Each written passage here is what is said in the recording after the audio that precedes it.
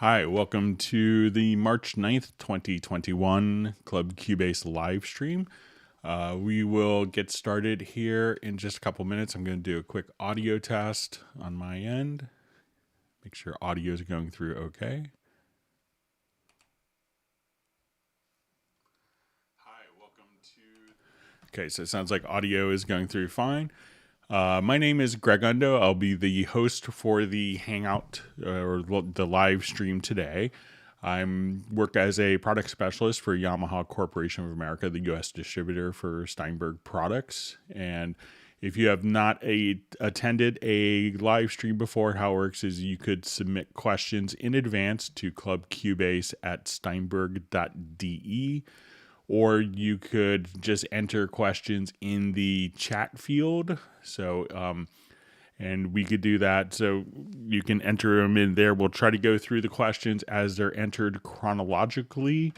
The ability for people to ask questions in the chat will far exceed my capability to answer them in real-time manner. So I may be behind, and I'll apologize for that. But if we could try to avoid asking the same questions repeatedly. If you don't get an immediate response, that would be really helpful. If we had the same question over and over again, it kind of slows everything down. Also, if you could specify which particular version of Cubase you're using. So if you say I'm running Cubase Pro on Windows 10 version 11, or I'm running Cubase Artist 10, Cubase Artist 10 on Mac OS, we could do that. That information is also helpful. So we're going to wait just a couple minutes and get people logged in. If you are on the Hangout, please feel free to introduce yourself and tell us where you're from. Also, if this is your first Hangout, let us know that as well. We'd like to welcome you. And we are doing these Hangouts during the pandemic on Tuesdays and Fridays. I think we kind of restarted it last year on the 17th. So everyone's coming up on our 1-year anniversary. We've basically done 8 hours of these live streams during the pandemic since then. So we will... so that's kind of what the schedule is if you're just watching this for the first time, but we'll let some people get logged in. My name is Greg Undo. I work as a Steinberg specialist for the American distributor for Steinberg products. I'm presenting I'm in Alexandria, Virginia, just outside of Washington, D.C. area. So let's go ahead and see who is on the Hangout. And I'm going to turn the volume of my phone down so we don't get disturbed multiple times during the Hangout. Do that now. Okay, so let's see who is on.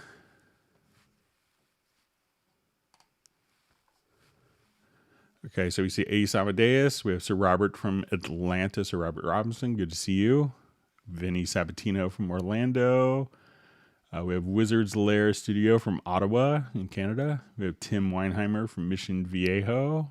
All right, so we have Fat Jack on. All right, so we have Robbie Bowling from Dallas, Texas. All right, we have Bob Houston.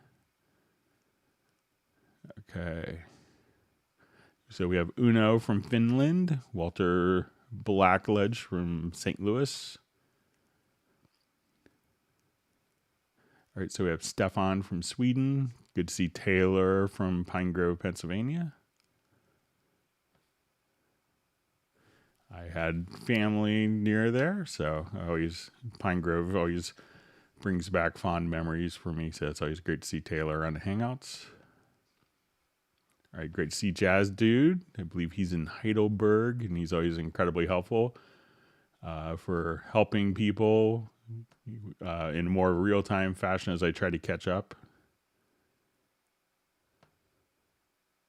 All right, so we see John Costigan from Kenosha. We have Pablo Vasquez from Galicia, España.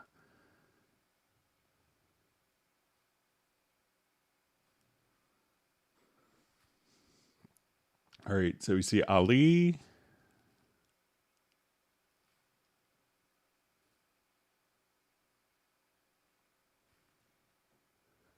Okay, so all right, so we have Mark Taylor from London. All right, so we have Anthony Walker from Detroit. All right, so we have Omar from France. We'll get started here. All right, so we have Walter from Lebanon. All right, Robert Gilbert from Montreal. All right, so Carlos from Colombia. Great to see you again.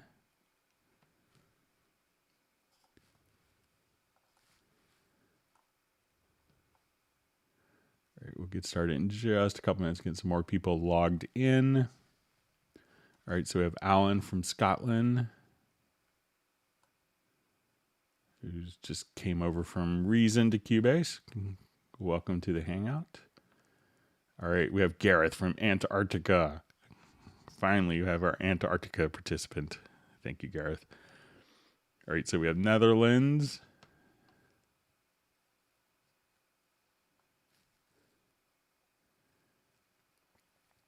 All right, so we have Brian from Crystal Coast, North Carolina.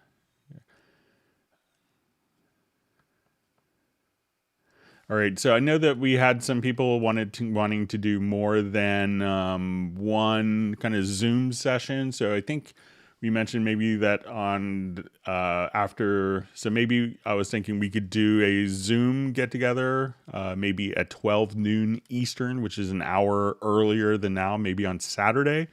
And some of the people that might have work commitments or other obligations might be able to join. So if you want to email me at clubcubase@steinberg.de, I will set up kind of a Zoom meeting and we could all get together. So we'll do this Saturday, probably 1 hour earlier than normal. Let's aim for 12 noon on US East Coast time. So I believe that's maybe 6 in Central Europe, 5 in UK, 9 a.m. on American Pacific time. So we'll see if that time works. But just email me and we can maybe do an hour, hour and a half. I sneak away and maybe while my son is sleeping. But all right, so let's go ahead and get started. Okay.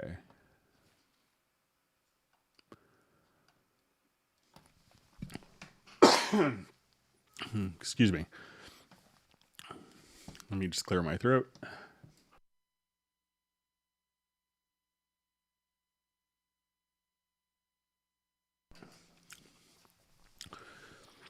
All right, so from Ace Amadeus. Hi, Greg. I hope you're doing well. Using Cubase 10.5, if I'm moving projects to an external drive, does it have to have 7,200 RPM? Thanks. So if you're just kind of archiving the projects, like the speed isn't critical. So, if you wanted to play back number of audio tracks, 7,200 RPM is always better. But it doesn't, if you're just archiving and kind of backing up stuff, the actual, spinning speed, the speed of the drive isn't so critical for that. I mean, it may make your backup, if you're doing a really large backup, may make it a little smaller, but I don't think it's so critical. But if you were using it for playing back lots of virtual instruments, such as, huge orchestral sample library templates, that's when like an SSD would make a big difference. All right, so question: how to add surround pan to the mixer in Cubase? So the first thing we need to have is, when I go to my mix console here, we can see that I have my traditional panner. But if I wanted to add a surround panner, I need to go to my audio connections window, choose the outputs, and I need to add a surround bus. So I'll just do like a 5.1 bus. So right now you see that since I've added that bus, my stereo tracks will have kind of a more box or square appearance, but I can still only pan left or right. Now, if I add an audio track and I choose its configuration instead of being mono or stereo to 5.1, so now we can see our audio track show up directly here. And as we So let's say if I go to my Audio 8, Audio 09, that at this point we could just see kind of the surround panner, and if we double click here, we could just see the surround panner. So you need to add a 5.1 bus and then take that particular track and make sure that that track is being sent out to your 5.1 bus, and then you'll be able to access your surround panners. All right. So just see comment. Hi Greg, hope spring is starting to reach you. So yeah, it magically got like 20 degrees warmer today. So we're supposed to get 70 degrees Fahrenheit. So it feels very spring-like, and it was nice. It was my son's first day back in kind of hybrid school. So he got to go to his school for the first time today. So it was nice. And he was very excited to go back to in-person school for 2 days a week. All right.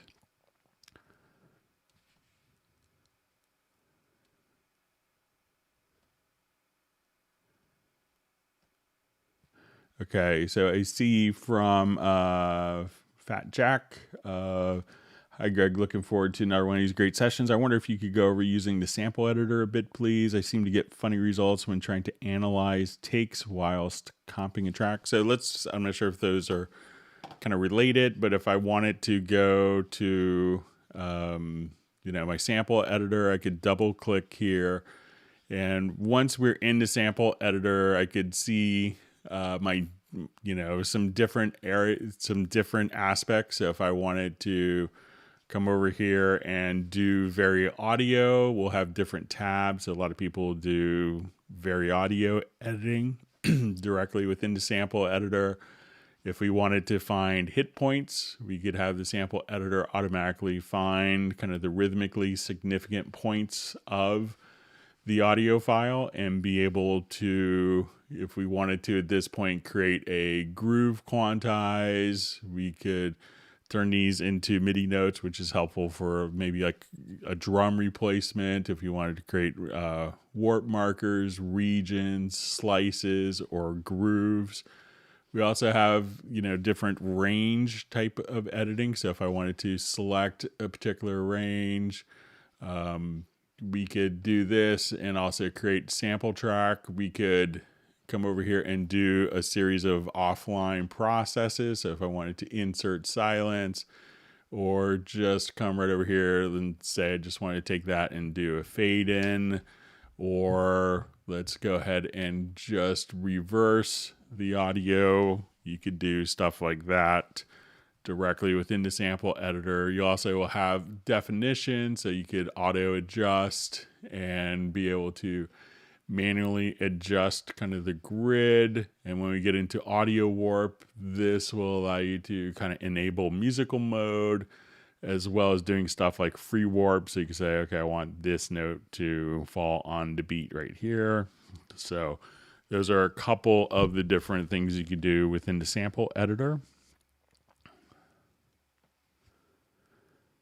Okay, so, and I see question, I seem to get funny results when trying to analyze takes whilst comping a track. So I got your email on this, and I was able to kind of recreate what you're doing. So let's say so what I did, and thanks for sending kind of the detailed explanation, is I did 2 different passes, but I didn't complete the third pass. So I did 1 pass, I did like 2.5 takes. I did another pass and did 2.5 takes. So how this relates to the sample editor is, when we look at this, we can choose to kind of do our different editing. But when and what you had noticed was kind of, we see these listed as like this is the bass comp 03 recording, and we see this listed as take 1, take 2, take 3, and then I stopped and did kind of a second pass, and this will be listed as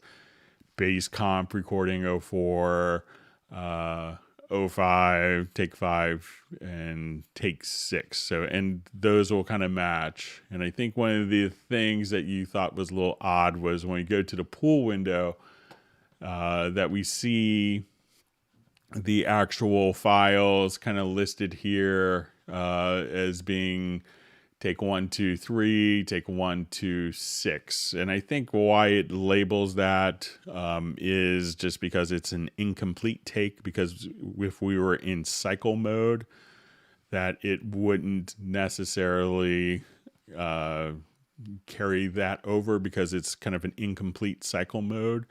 Now, one thing that can throw people off is when we look at a comp track, even though these look like separate and distinct audio files, what this is an audio file that goes from here to here and continues on here and continues on here. So this is one separate audio file that's kind of broken down into different regions. So if I dragged this audio file to the project window, we would see that it's going to be one long audio file as opposed to our an audio file, this longer audio file that's broken down into regions.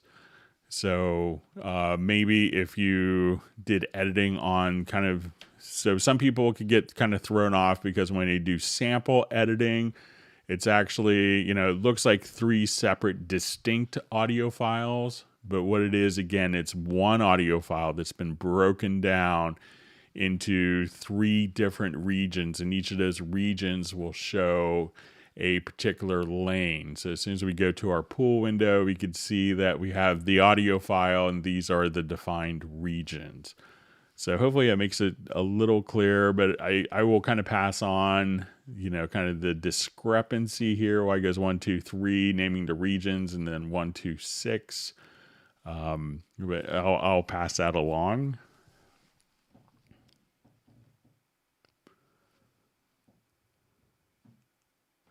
So, and I just see also if I open the editor in the lower zone, I get one set of numbers on the ruler. But if I open it in the pool, I get some strange numbers on the ruler. It seems to offset the start points by half a bar. It's really confusing. So I think that the offsets that you see are maybe that you're editing the particular region as opposed to the actual file. And I think if we come over here, we could actually, if we go to the setup window, you could have a region display. And here I could look at this one. When I select this one audio file, that's kind of the entire recording, I can now define there's region 1, region 2, and region 3. But if I just, went to do, editing here, we can see, okay, I double click on this, I see kind of the defined region. I come over here, it's still showing as kind of measure 1, but, we have to think of this as kind of being a defined region that's kind of placed. So you may notice that this may have the same start time as this, even though it's all coming from one particular audio file because they're kind of broken down into regions. Okay, so I see people saying, what the heck is this? So this is our live stream where you get your questions answered. Those probably asked before we got started.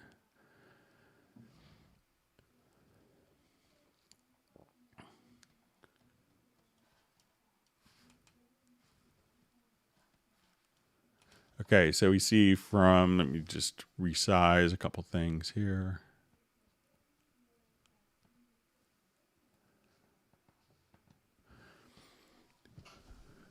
Okay, so we have a question from Bob.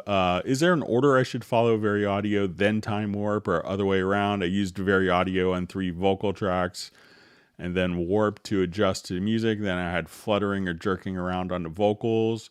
So if you're going to be doing a lot of, let's say, Vari Audio editing, I would probably, what I would do is probably do all of my warping ahead of time. I would do the warping before the pitch correction. So I would probably come over here and just be able to, adjust my warping so I could, play stuff back here and then go into Vari Audio, because the Vari Audio is probably going to could be very critical.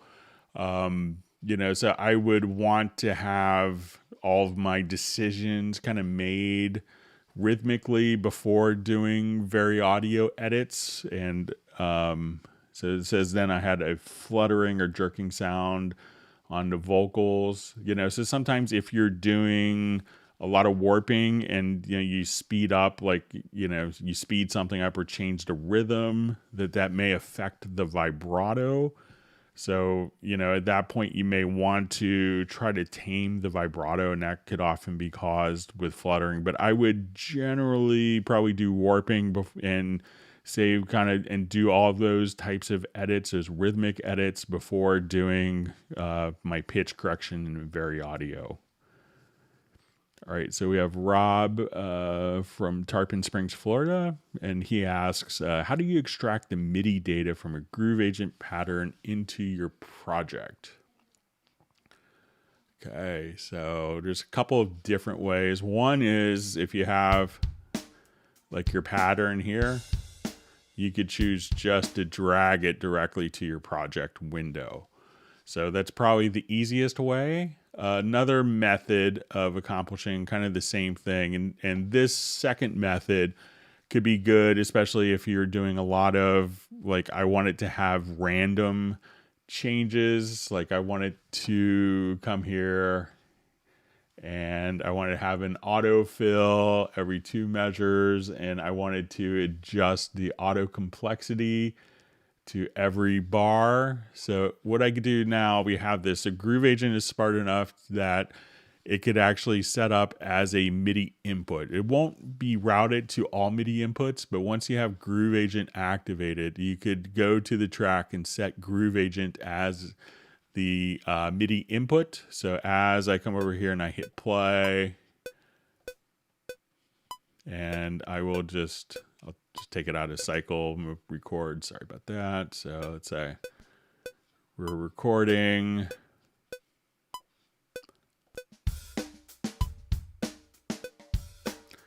And I can see I have my just different variations.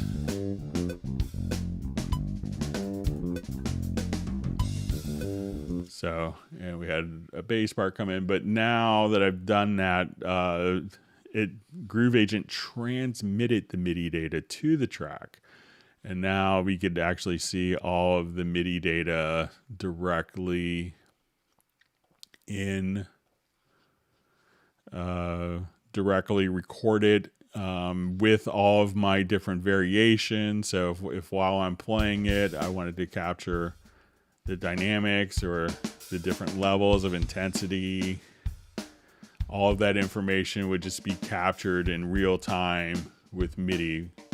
And we had previous versions that didn't allow you to capture the recorded MIDI, and sometimes you'd get this completely unexpected, super happy accident, and then it was, just on set on randomize, and you can never actually capture that. So that's why the actual MIDI data was set to be recorded directly from the instrument into a track.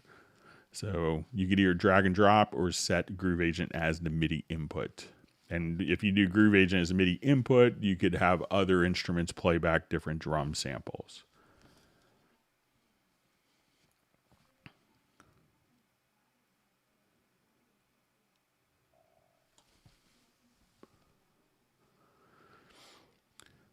Okay, so we see from Taylor Sepp, is there a preference setting to be able to move the range of a MIDI clip like you do in the Hangouts? Cubase 11, that feature is not available to me as is.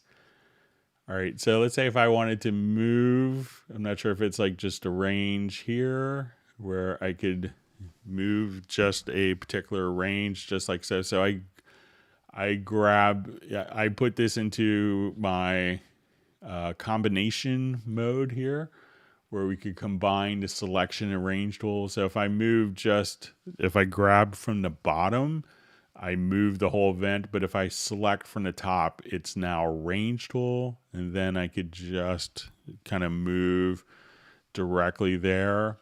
Sometimes, the range tool can be used. It's not necessarily in the MIDI editor though. So let's say if I have notes here. So this is often when I get like a range question. So let's say I have notes and they don't start at the beginning of the event and they don't end at the end of the event.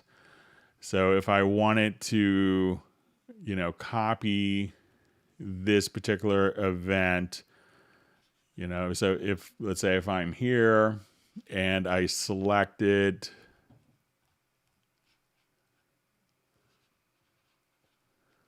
just go back. So if I select, these particular notes, excuse me. So if I select these particular notes and then I choose to duplicate it just by like Control or Command D, that it will just simply duplicate, until right after the last note. And that's not necessarily what I want to do. I want it maybe to duplicate from here to, I wanted to duplicate these two bars with the space in the beginning and the space at the end. And if that's what you want to accomplish, one way of doing it is just to use the in-place editor. So if you hit Command or Control plus Shift plus I could now go into the editor here. And if I select my range tool, I think you may have to select the range tool as opposed to the combo tool. I can select the range in the editor itself. And now as I duplicate, just Control or Command D, it'll keep kind of the space at the beginning and at the end.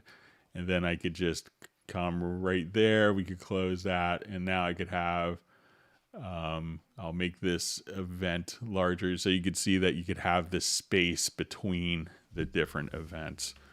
So I've been lobbying to get like a range selection tool in the MIDI key editor. It's useful for a lot of other things, but let me know if that works for you, Taylor.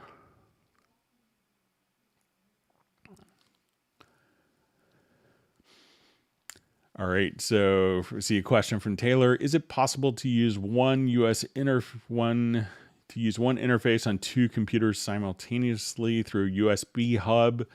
So it's usually a USB hub is kind of going the opposite direction. So where you're taking, you're taking multiple inputs to multiple devices, kind of like a mixer, and taking those, four sources and sending it to one USB port, but it doesn't necessarily to one USB port on one computer. But I don't know if it, most USB hubs, I'm not sure if they kind of are kind of bi-directional in that way where you might be able to switch the USB cable, the particular cable to kind of reverse, I think it would send data. I've never tried it, but if you want, I could send an email. I'm inclined to think that, most USB audio interfaces wouldn't be accessible via two separate computers simultaneously, but I could be wrong. I haven't really tried it. My inclination and my gut instinct is that it doesn't. Okay, a question from Taylor. Does Supervision have a VU meter? So it doesn't have a VU meter. It has pretty much every other type of meter. And I think kind of the intention was like kind of most of the, digital meter types. So if I wanted to come to just the inserts here. So for our volume or loudness, when you go to our Supervision, we could see that we could have this on as a loudness meter or a level, but there isn't a VU particular meter inside of Supervision, but I could pass that along.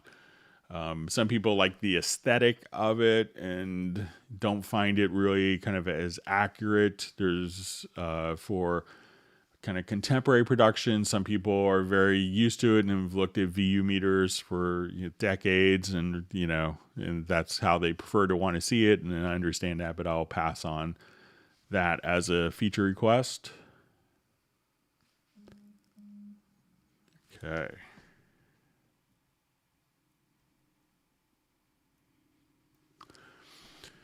Okay, so let's see. Question from Ali. I'm here for the talk. Yesterday we had an email about the reverb thing. You said that you'll show me how to do it with offline processing. So yeah, so Ali had sent an email just kind of about the like if I wanted to take a particular, I'll just do a quick drum loop that he saw in kind of another program. We just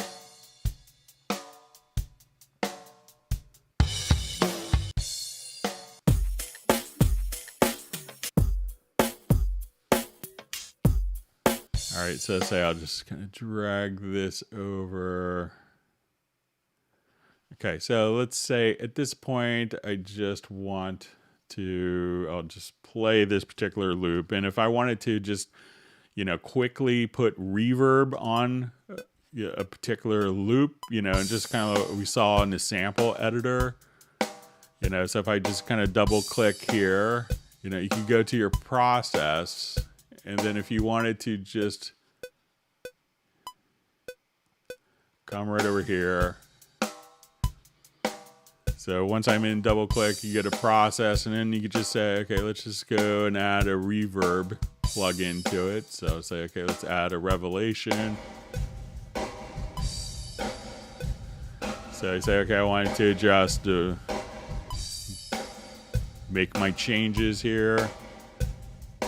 So I could change the mix. I wanted to be more, change the preset. So let's say I wanted a dark, small room.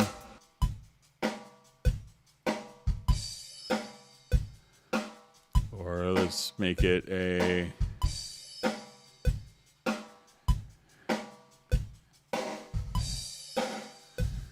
so at this point, and the beauty of this is you could just kind of drag any other plugin. So say, okay, I want to take that, and now I wanted to run it through, let's say, a flanger.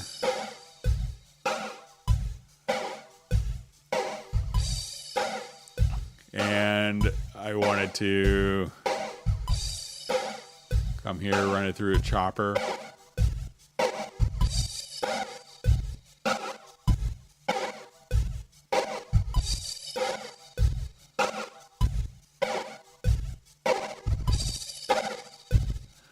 Then I could say I wanted the chopper before the reverb, and we could just kind of change the order of these. If I really like them, I could just save this whole chain as a preset, just drag and drop, and give it a name. And at any time in the process, I could, come over here and just say, oh, that was all great except for the reverb. Even after saving, I could just delete that one process. And say, okay, I just want to change the chopper from 30-second notes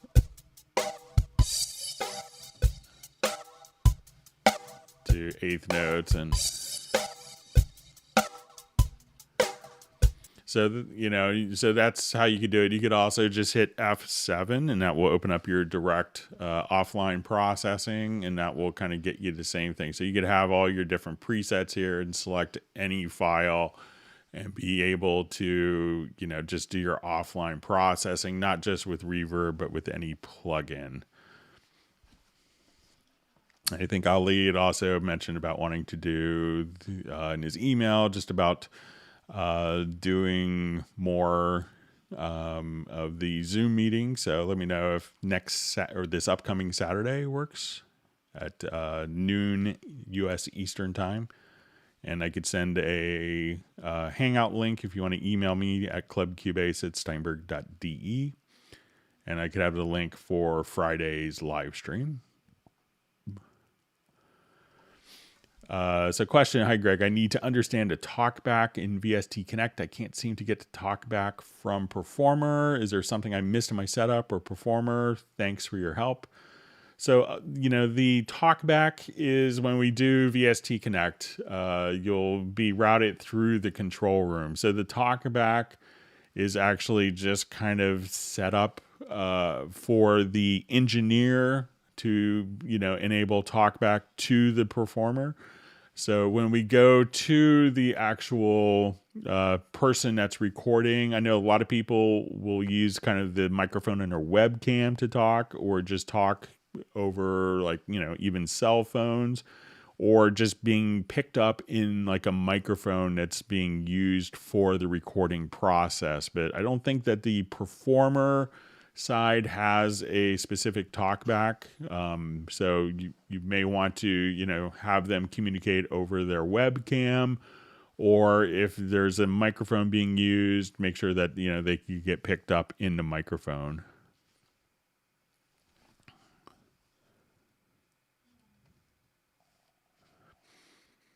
All right, so we see Jan from Stockholm, who's generous enough to do the CubaseIndex.com. So if you have any questions on the Hangouts or live streams and you want to see if it's been covered, because we do probably like 85-ish, sometimes over 100 questions per session, you could search on CubaseIndex.com and see if it's been covered, and it will take you straight to the link.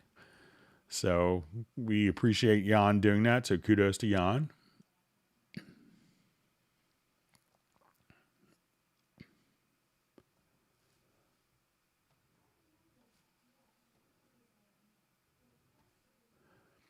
All right.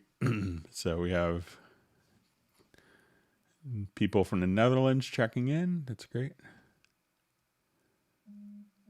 Okay. So we're getting some emails about the Zoom on Saturday.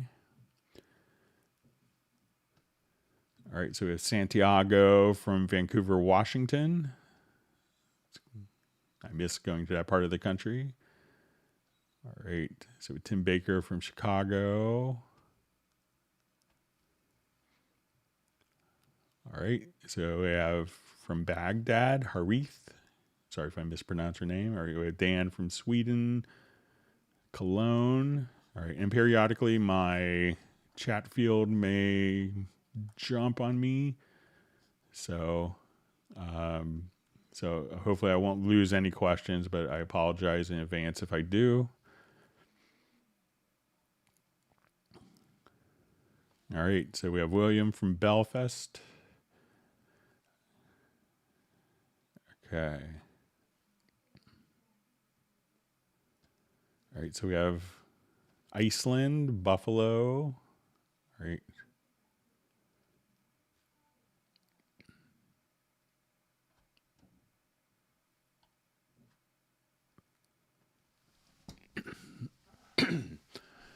All right, so hi Greg, I bought the Taylor guitar plugin from Steinberg, but having trouble installing, activating. Do I have to go about this to use?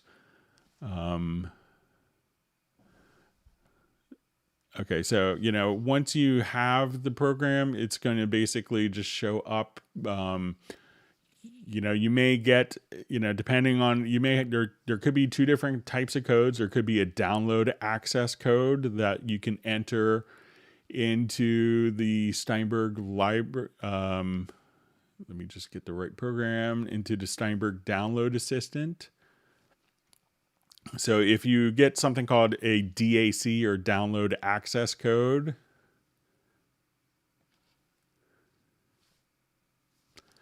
you can now just, enter in your download access code here, and it'll take you directly to the particular instrument to kind of simplify that process. So let's say if we come over here, it's going to be under T guitar. So once we have so that will allow you to download it. And once you purchase it, you probably also will get and you may see this in your My Steinberg account, or probably in an email where you'll see a e-licenser code. And that e-licenser code, just probably what like you entered in for your Cubase initially, when you go to your e-licenser, you could just come over here and see, you'll see enter activation code. And then, as soon as you do that, you'll see kind of all of your available licenses that you have, and then that license can be moved directly to your USB e-licenser or run it off of a soft e-licenser. Once that has been activated and the licensing has been kind of completed, the T guitar will just show up as a Hallian sonic instrument or an Hallian. So if we go to, let's say my Hallian sonic here, and we open the instrument, at this point, if I wanted to load, we could just go down to T guitar, and then you could just double click and have access and start playing directly right from, and then once you have that, you'll see kind of the user interface for the guitar plugin. So, if you have a DAC, enter that into the Steinberg download assistant. You probably, when you purchased it, you'll have an e-licenser code that will allow you to, that's your license that could be installed in the on the USB or soft e-licenser. And then, you install it and run it inside of your Hallian Sonic SE or higher, and you should be all set. All right, great to see Michael Teams from Weatherford, Texas. All right, and we have, I think, Detlef Randrath from Germany.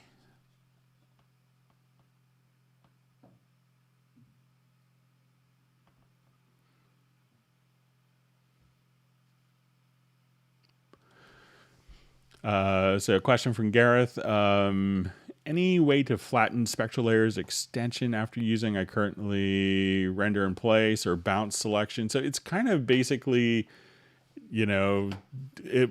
before 11, you would have to always render in place or, do the particular, or do the bounce selection. But it's, as we do this now, let's say if I wanted to do spectral editing on that particular file, so I'll go to my Spectral Layers. So as soon as I have done editing, and I'll just look at my project folder for this, I'll open this up.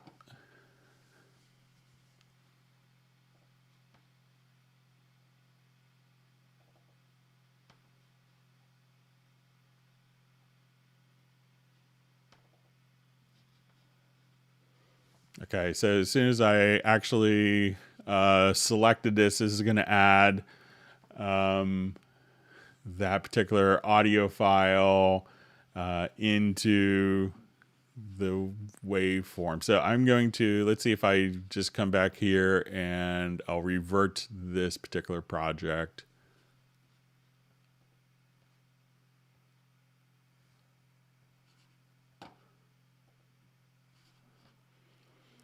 Okay, so now I will take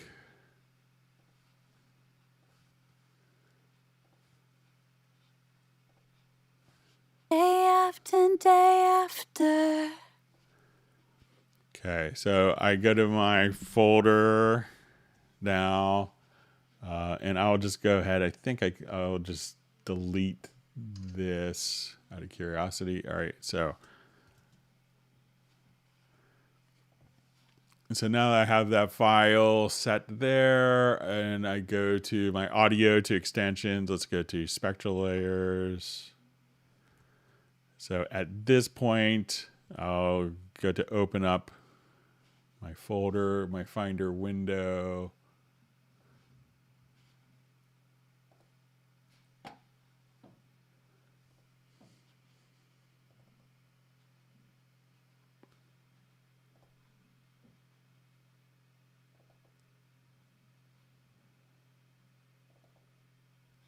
All right, so that file is automatically placed into the ARA. So I don't really have to do any particular editing. So as soon as we do the particular edit, you're going to have, I'm not sure off the top of my head I could test, but, we haven't done any particular editing. So the original file will go directly to the ARA. So that would be kind of the ARA, the file here. So as soon as we do our editing, we don't have to do any particular processing. But in previous versions, we would have to, that was one of the things in 11. In previous versions, we would have to always, do a bounce selection to kind of embed it, but it's kind of embedded directly in the file for you. So you could just kind of play it back. All right, so question. Seems like Waves plugins are not working well with Cubase 11. It could really depend upon your particular version of the Waves plugin. So there's obviously many people are working fine. So, and as we see some of the comments below, but if you have different generations of Waves plugins, if you don't run, try to avoid 32-bit plugins, try to avoid VST2, use the 64-bit and use the VST3 version. And you should be good with that, but lots of people are using it.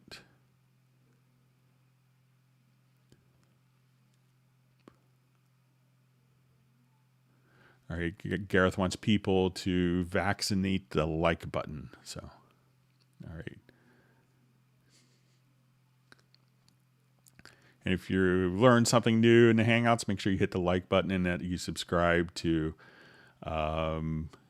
make sure you subscribe to the channel.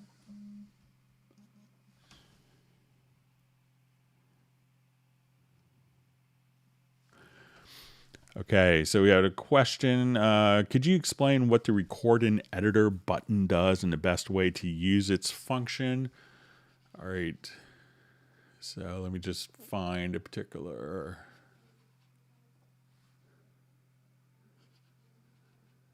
Okay, so let's say if I have.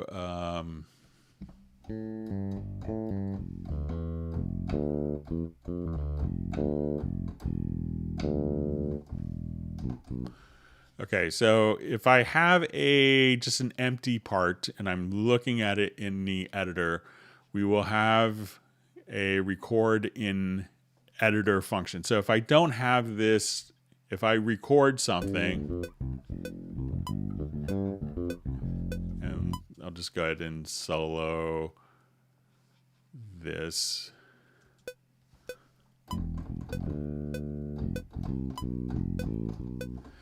All right, so if I wanted to record without the editor in place, so I could record here.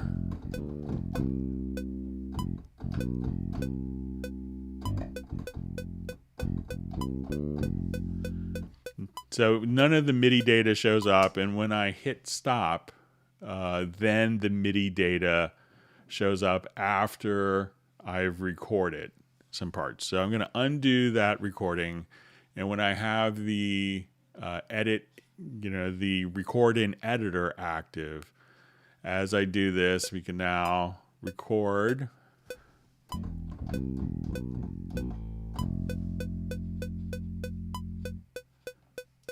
And all the data will show up kind of immediately. I'll just maybe show it larger here.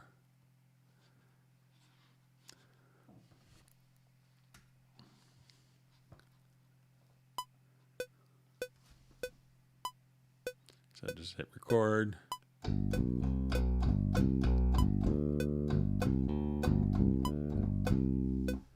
But without that enabled, you won't see the MIDI notes or controller data until I hit stop.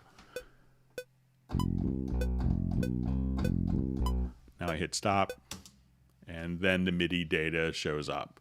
So that's really kind of the distinction between the two. Some people have very very strong opinions that they don't want to see data, or they don't want to see controller data being written in real time, but that's really kind of the big distinction there.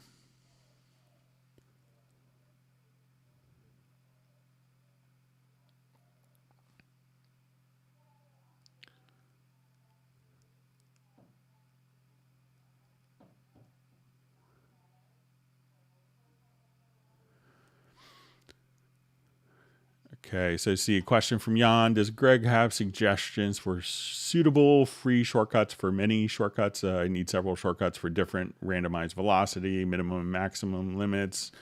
Thanks, Jan. So if you're looking, Jan, if the question is like, maybe just like how to use different modifiers to find available free shortcuts, so often what I do, and you can see this, and if and for those that watch my Hangouts, when I make a key command, a lot of times for functions, I will often just do like Command Shift plus Option, or Control Alt Control Shift plus a letter or a number, and having those kind of having three modifier keys plus a particular, key, those are kind of what I search for. But if I was looking for a particular, to make sure that if I assign my own keyboard shortcut, that it wouldn't trigger something else, you could, and if you're looking for a free keyboard shortcut, you could come right over here and just say, type in your keyboard shortcut, and if it's already doing something, like I think it'll, once you type it in the key field here, it will automatically show you if that particular function is assigned to something. So here I could go, Command Option Shift or Alt Control Shift plus H is free to use. So that's how I would do it. Now you see some people that can go a little crazy, when they come up with their keyboard shortcuts, and they, often, and I just had this with a big composer last week where they had, one set of keyboard shortcuts, and it was, actually triggering three different functions that were conflicting with each other. So, they would, it's like, oh, I hit this keyboard shortcut, it did this, but two other things happened. Why is that? It's like, okay, because you had the same keyboard shortcut assigned. And Cubase will try to give you like a little warning message, but you could, just be aware of that. It's one of those things you could just kind of click off once and not forget, and it could bite you later. So, but if I misunderstood your question, Jan, just let me know.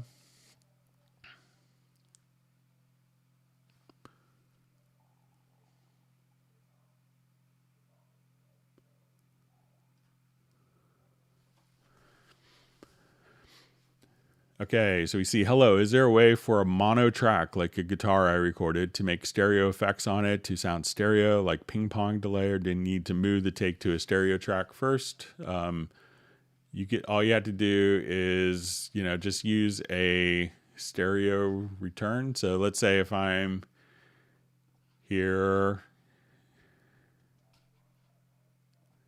and I'll just,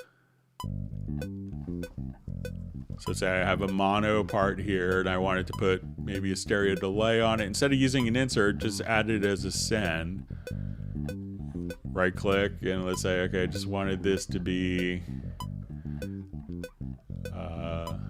let's say a stereo delay. We'll send it to a stereo plugin. And then I might just solo again.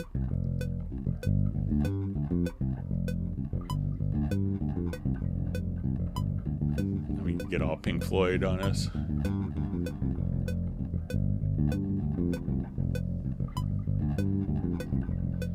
So, it really kind of takes you the same amount of time to add it as an insert or a send. So just add the effect as a send, and then that way you could have multiple tracks going to that delay and could access the same delay.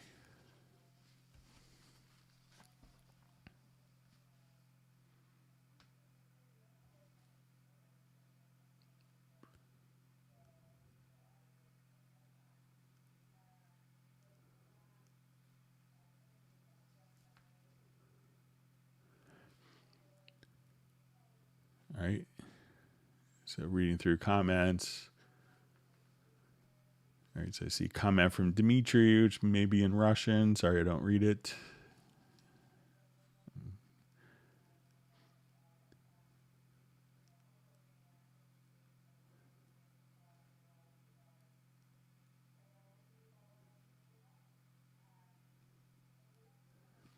Okay.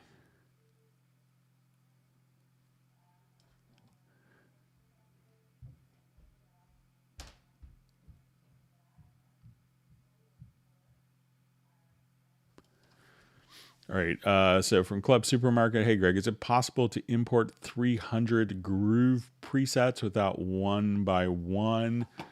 So I think a lot of times when we come here, you could.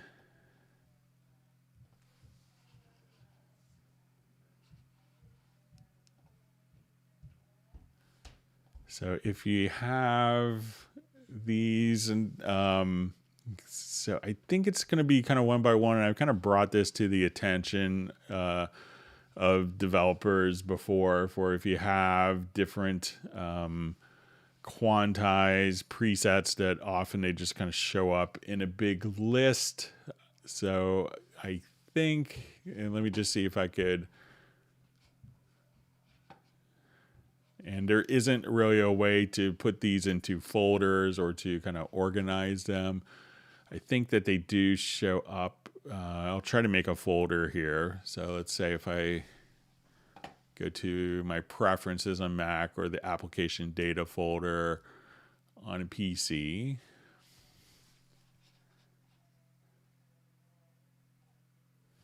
And I will just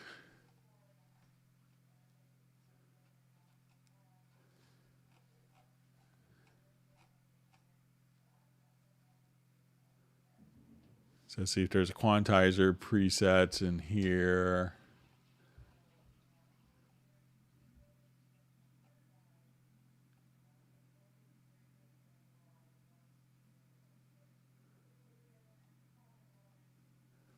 Yeah, maybe one by one. Let me just see if there's.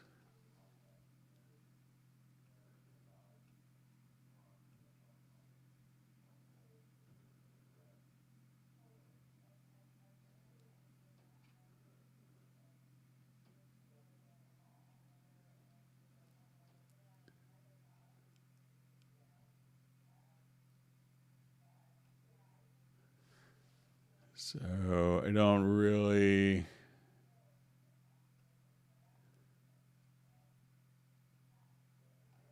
Yeah, so I'll kind of bring that point up again, but I think it may be kind of one by one. So sorry about that. Or is it's kind of annoying.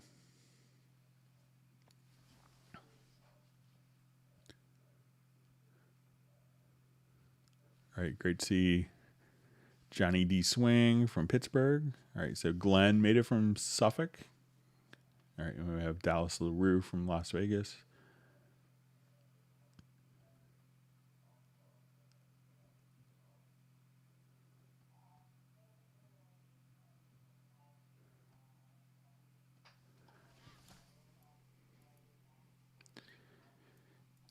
All right, so just see. So from Jan, Greg, did I hear right?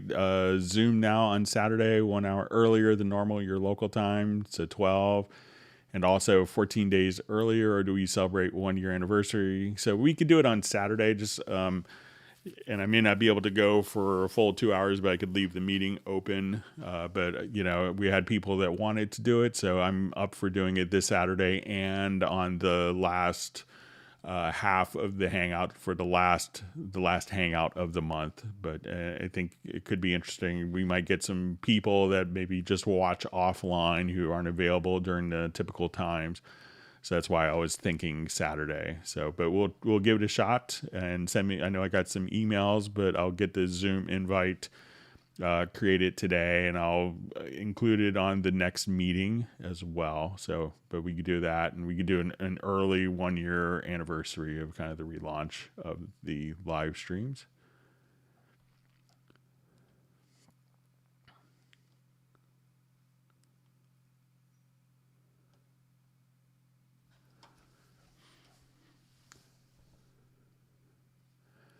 Okay, question. Hi, Greg. What's the easiest way to insert measures between existing measures and automatically have the measures move back? Okay, so let me just switch to a different project here.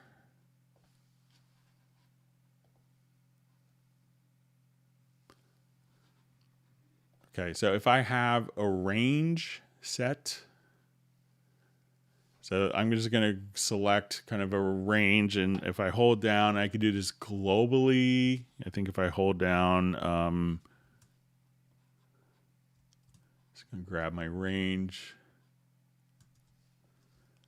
I think if I hold down Control and Shift, so let's say I want to insert that range and move everything over. So Control or Command plus Shift, and that will globally select the particular range. Go to your Edit and go to Range, and what you want to do is come here and click on Insert Silence, which is also Command Shift E, and that will just knock everything over to the right. So as I do that, undo it. So what that's going to do is take that particular range, insert that amount of silence, take the contents that were here, and kind of knock it over to the right. So once again, select Control or Shift, Control plus Shift and select with the Range tool. And we could go to the range and insert silence right there. All right, so Vinny Sabatino wants people to click the like button, please, he says. All right.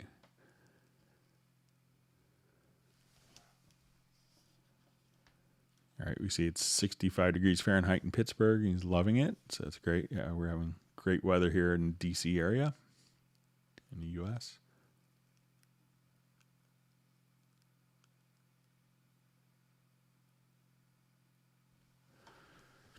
Okay, so I see kind of a clarification from Taylor. Says my question about the range of a MIDI clip meant in the lower zone when you extend the clip because there are notes outside of the clip where you widen a dark area. So let's go ahead and take a look at that.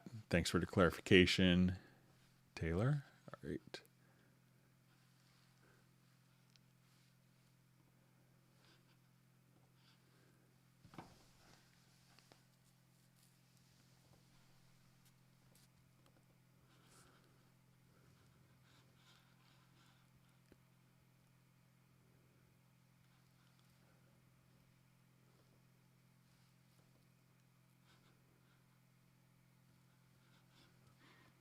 All right, so when we click here, so I'm not sure if we could extend.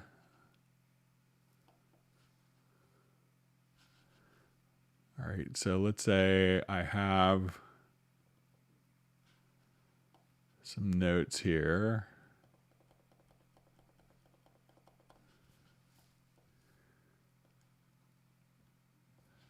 All right, so I think Taylor wants to know how to extend the range from within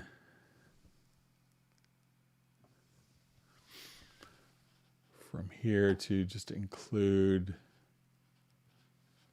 just that. So I know if we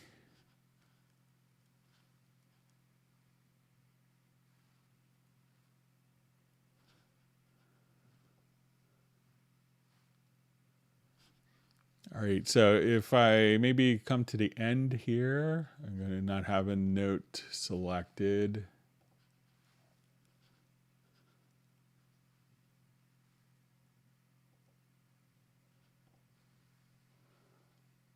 It's probably an easy way to do this. I'm just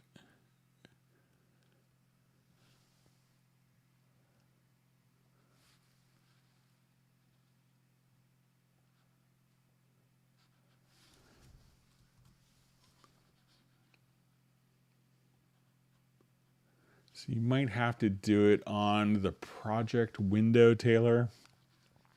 Let me just see if I could.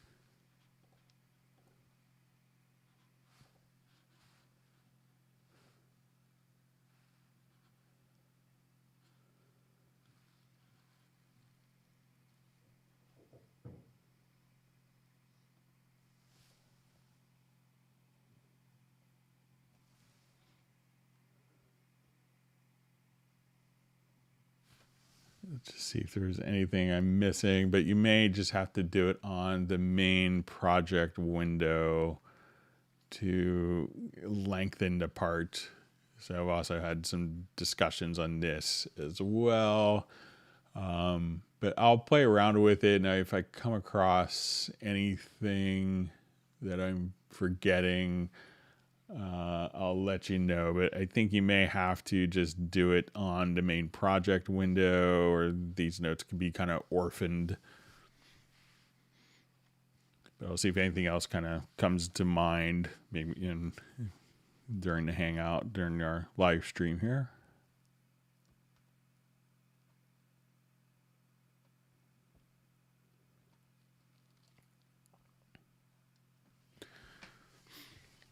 Hi, Greg. Is from Pablo. Is there a way to use different visibility agents on the 3 mix consoles? That is, the one of the main mix console does not correspond to that of mix console 2. So yeah, you could definitely do that. So let's say if I want mix console 1 to be, most of my different aspects here, but mix console 2, I only wanted to see, let's say, groups.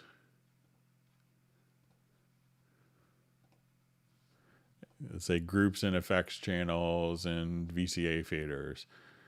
And mix console 3, I only wanted to see my inputs and outputs.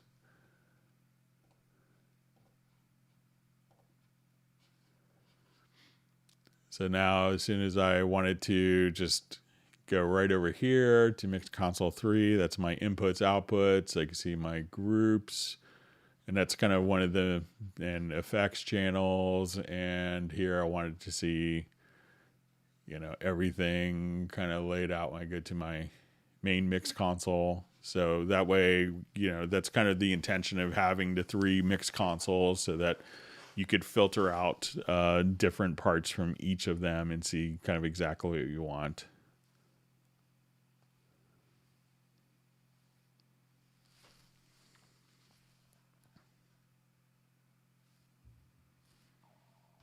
All right.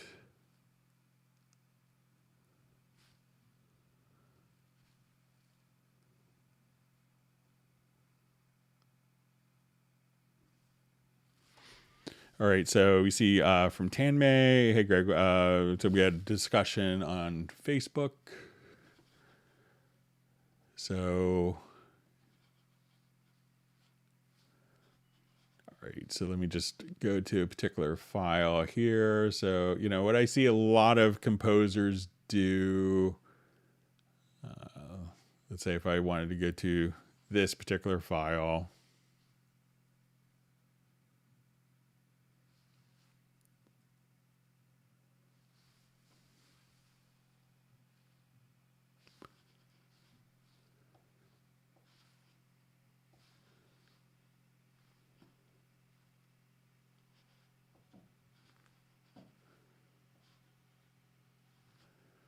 okay, so let's say if I want to take a little...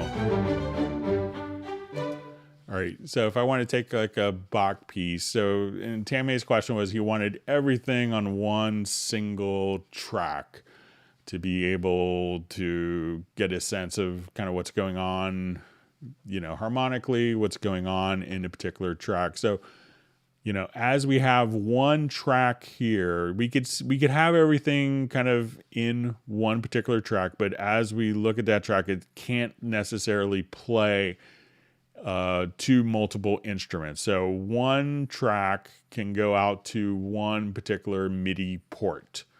So if you want to do this for multiple instruments, but let's say if I just come here and look at this in my key editor, at this point, and, we see a lot of composers that kind of do this as their...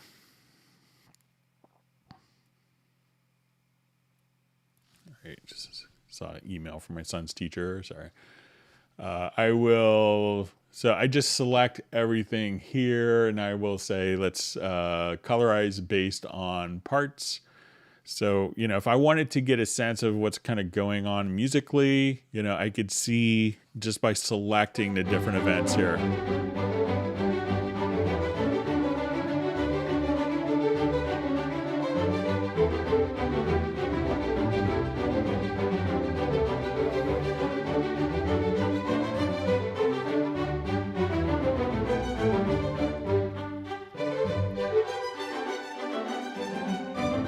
So, we could see multiple tracks here. And if we wanted to, as we, have a chord selected, so let's say I move over here, we could see the chord indicated as we play along. So we can see kind of harmonically what's going on.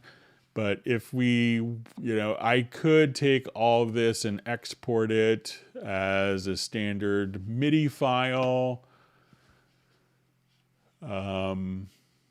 And I'll just set one of my preferences here in the Midi file.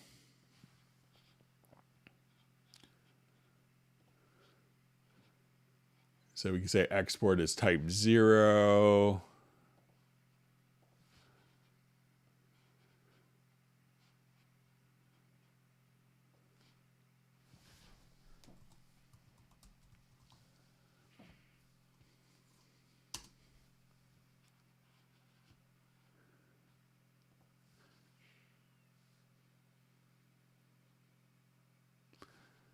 Okay, and I'm just going to see if we could have, I'm just going to check my preferences on import to not auto dissolve.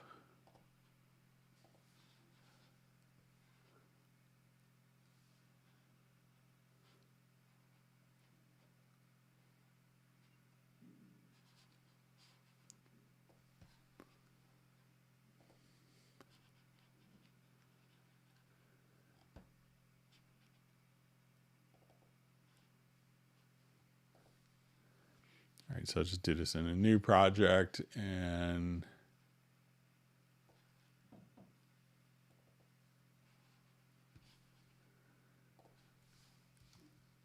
just go back to see if I had markers set.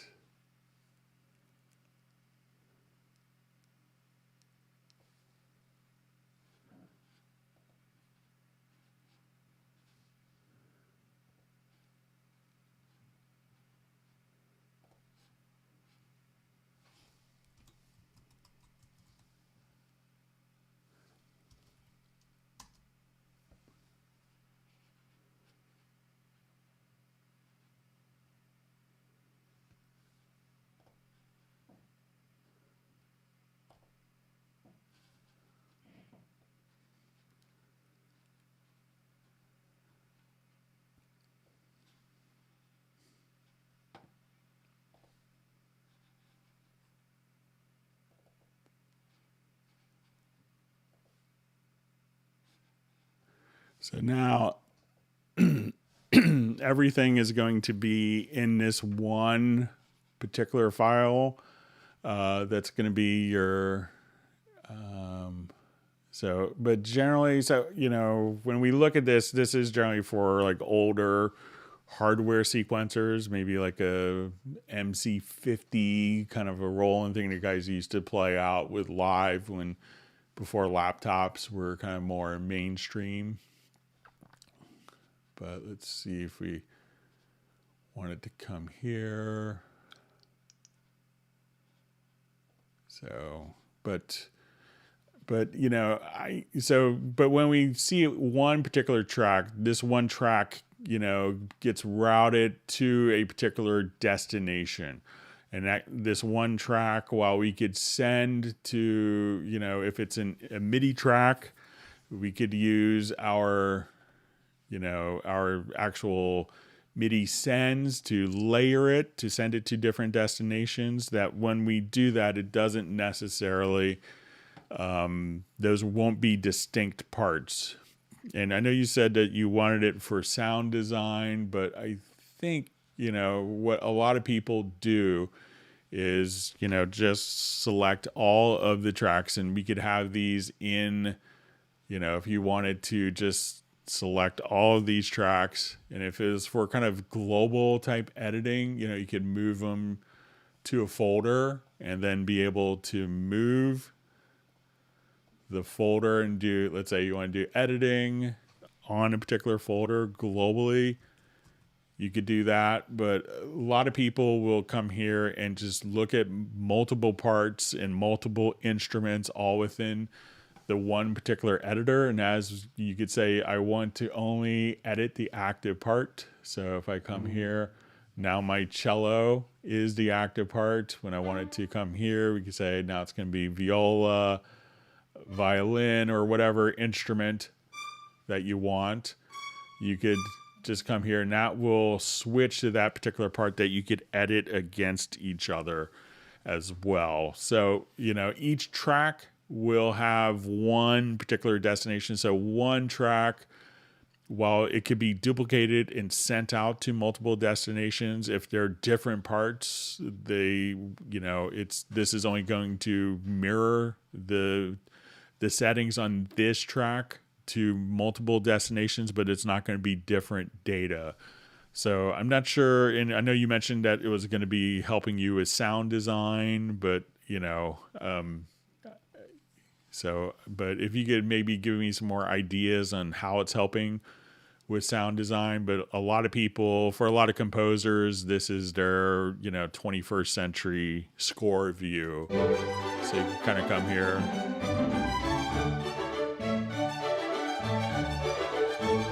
Many people come here and just put on a stationary cursor.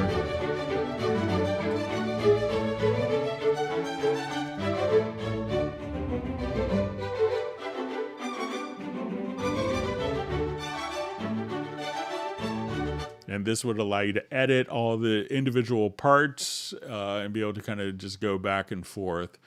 So, but it, you know, Cubase needs each track to be routed to a particular device or to a particular destination. So,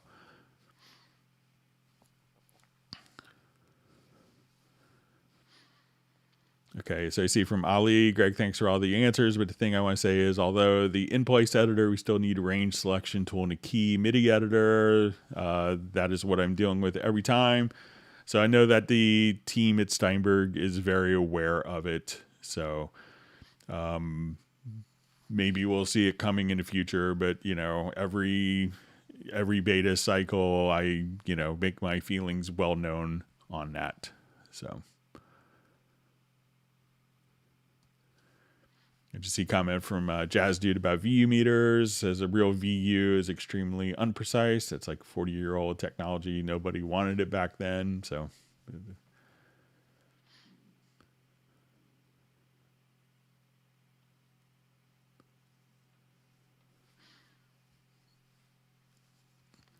okay, so I see a question from Tanmay. Can I set the key of a session in Cubase so that any audio sample I drop in changes to that key automatically without me having to do anything, kind of like musical mode, but it changes the pitch too? So it won't do that for polyphonic material, you know. So if you say, okay, I'm playing, you know, a C Dorian scale, it's not going to automatically take, you know, a chord and be able to do that effectively. I know some things do it, and I haven't heard one that does it well.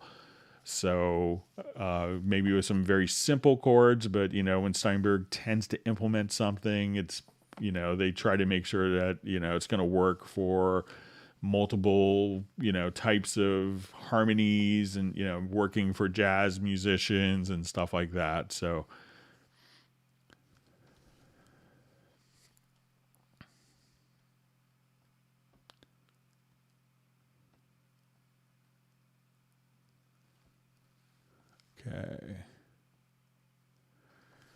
Okay, so I see, Greg, could you talk about how track versions track visibility, disabling tracks, and save as incompatible with ARA? I'm losing data in Melodyne using these and don't seem to be documentation. Thanks. All right, so if we have track versions, okay, I'll just go back to...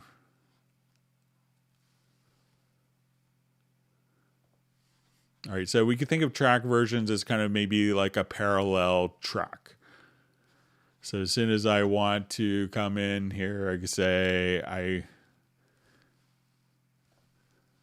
let's say our singer sang one take here. Okay, and we're like, maybe we could try a different idea, but I want to keep that idea in case that's the best one. So at this point, we could choose to have a new track version. So Remember me. So I will come over here and I wanted to have a different track version. We can think of these as different ideas, different takes, but where we don't have to do any changes to our signal flow and EQ and effects. So once we look at this, I can say, okay, we're going to go to our third track version. All is love. So at this point, we can say, okay, let's listen to it. I will. Remember me. And let's say, okay, the first one was Day best here. after day after.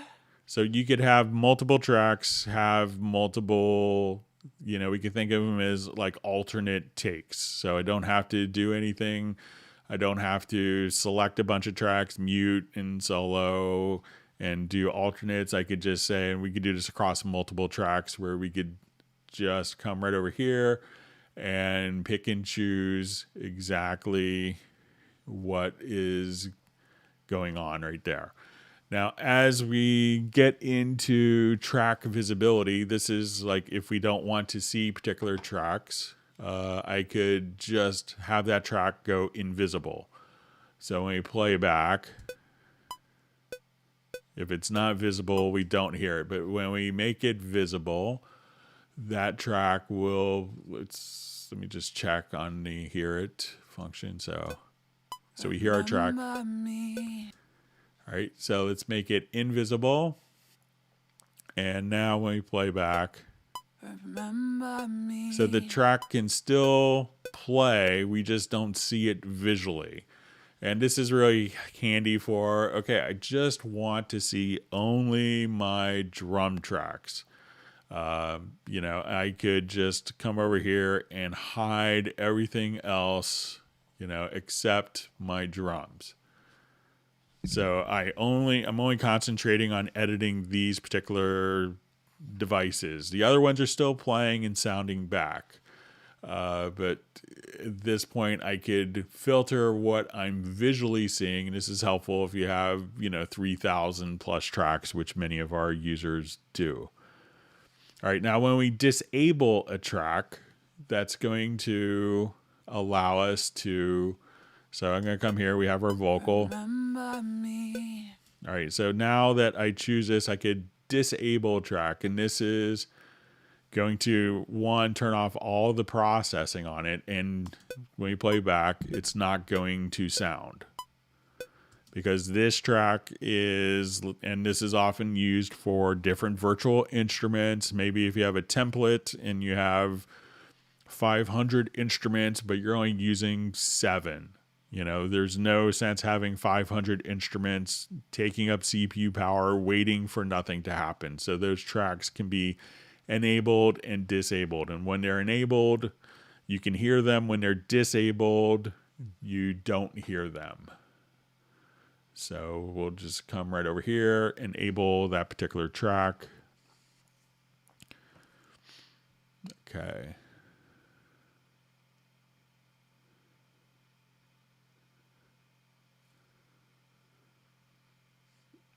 Okay, so let's say if I'm here, and when you said, and save as is incompatible with ARA, I'm losing data in Melodyne using these and doesn't seem to be any documentation. So let's say if I have this set for an ARA session, so the ARA extension, so I'll come here and we'll do a quick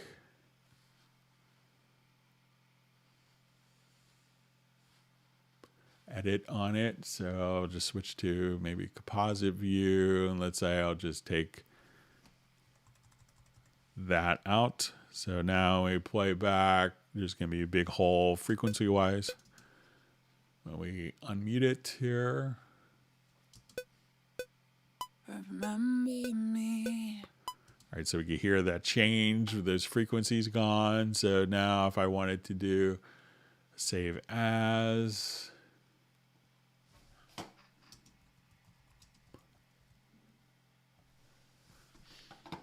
right, so we did the save as command.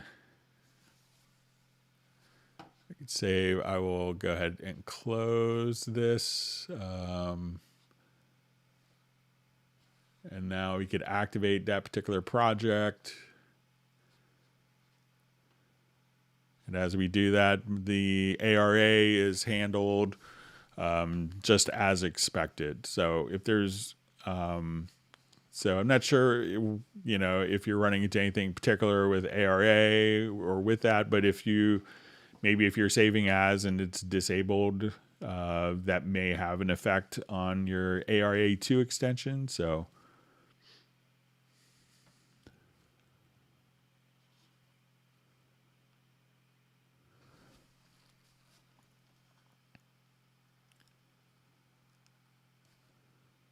all right, so see, nice comment from Jazz Dude. Only 30 minutes into the Hangout. A lot of great value info by Greg. That's great. I hope it's helpful. Jazz Dude wants people to hammer the like button. All right.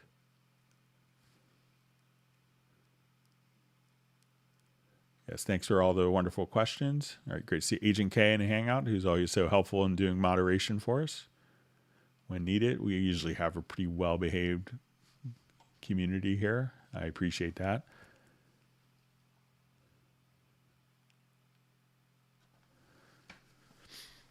All right, so hi Greg, thanks for this. Just joining. Is there a way to export a MIDI file with multiple tempo changes? So I will come over here. Let's go to our, we'll just do new project.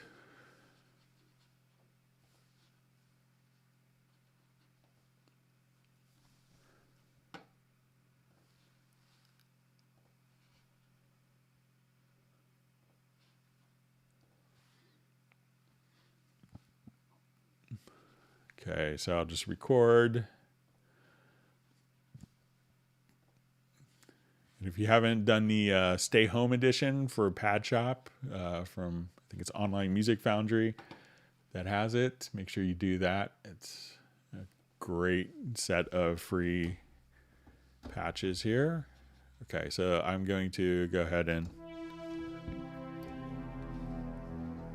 it's one of those like you play one note, you have a whole soundtrack kind of instruments and collections there. So I'll go ahead and just record some MIDI notes here.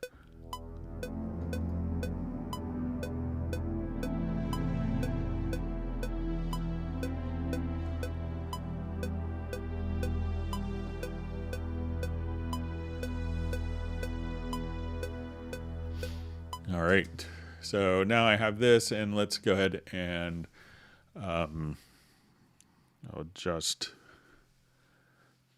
let's add some tempo changes in this.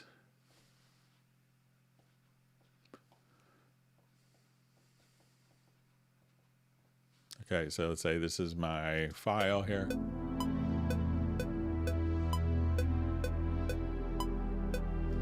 Okay, so I wanted to export this as a MIDI file. So let me just go to,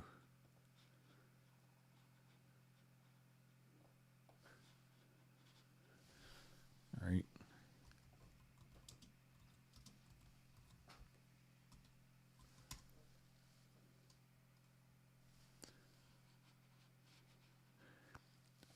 All right, and when you do this, you could also just say,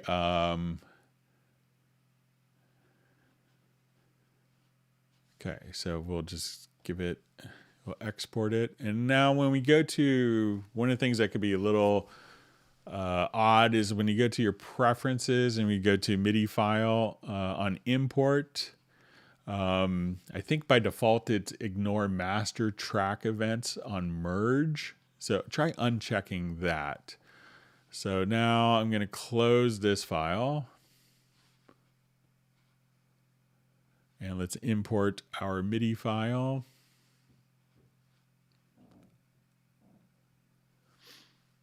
Create a new project.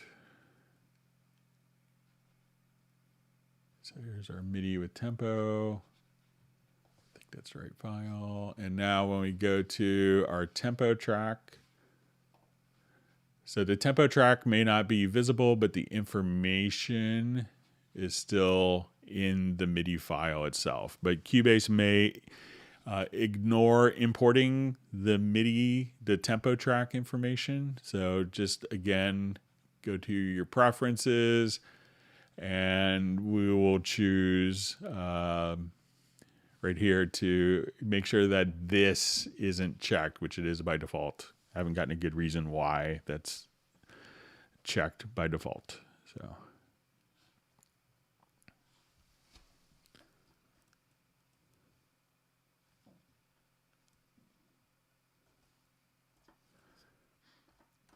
All right, so my chat field just jumped on me. Let me see if I could get back to where I was.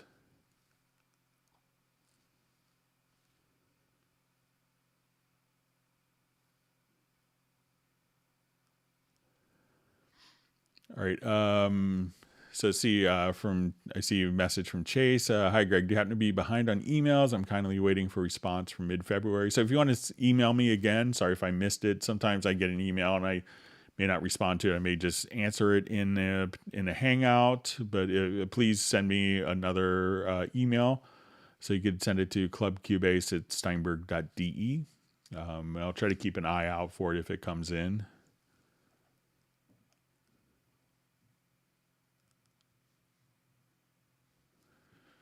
I just see in regards to the tempo track on MIDI. So it's currently when I export MIDI, exports a node on every beat of the tempo map instead of only including the nodes where I changed the tempo. So you can see that as I did it there, it only did the nodes where I had changed the tempo. So.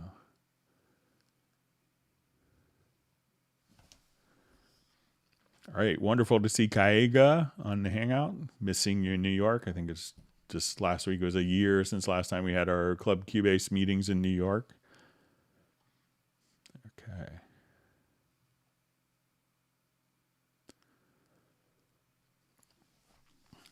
All right, so we have a question: how to properly do a reversed cymbal crash or cymbal effect.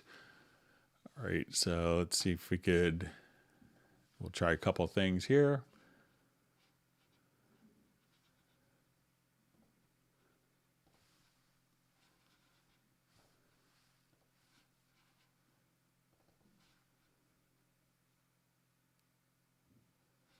Or let me just find, just loading our kit here. So I'm just going to load one from like Beat Agent.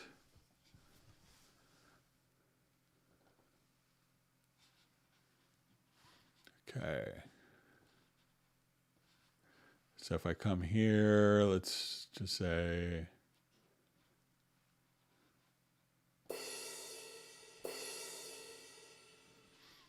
okay.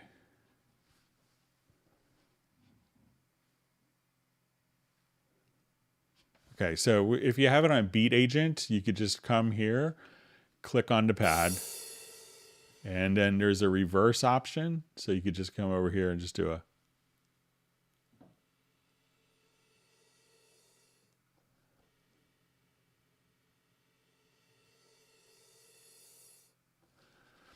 So, you could just reverse samples just by clicking on reverse here. And then once you're here, you could also choose, like where you want the sample to start. So let's say you wanted the sample to actually start maybe just a little closer. And you could do, let's say the same thing with the cymbal. So I'll just come right over here. So now, let me just.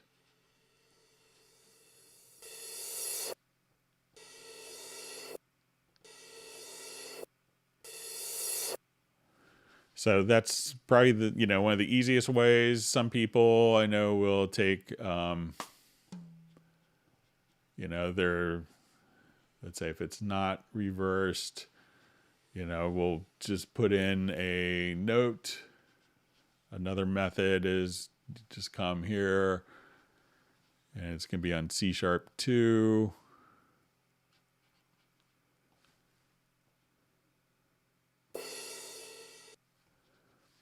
So if you want that, we could just take that particular file. Let's render in place from the edit menu.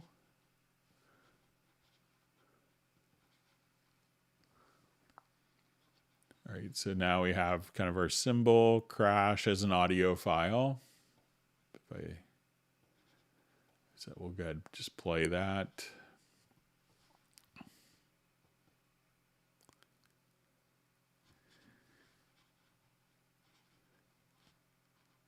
Let me just see if that's the right file. Let me just check that again.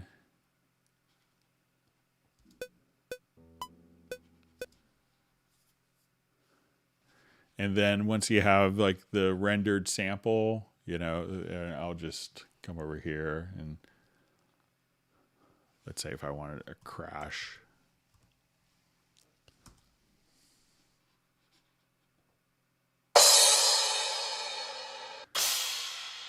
So, sorry, that was obnoxiously loud. The first one woke some people up probably. So if I have that as my cymbal crash, I could just kind of, let's take that file and then you could just go to audio to reverse. And now as we would play back this particular file, it would just, so you could do stuff like that. But, check out if you just drop in a particular sample into Groove Agent, at that point, you could just reverse the particular sample. And once you have a sound inside a Groove Agent, you could just and choose to reverse it. So, a couple different ways to do that.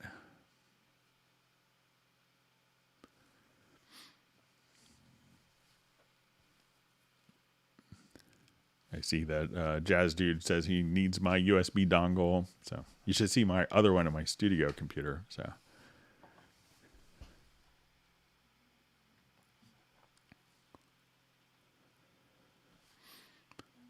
So question, is there a way to hear Cubase output in Zoom? So I know some people will use, different, your audio interface may have a loopback device. So like the Steinberg UR series will have a loop back function, so you could use that for Zoom.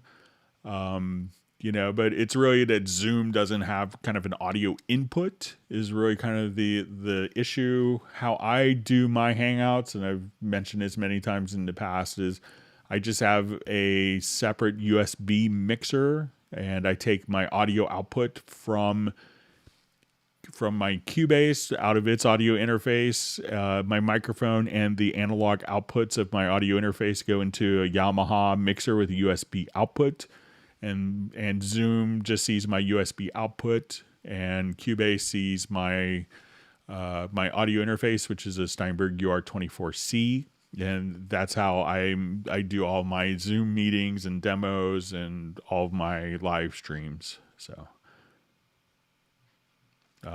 there's some other plugins like, I see Jazz Dudes mentioned Restream and some other tools like that, but sometimes they can cause some system instabilities, as people have found. So.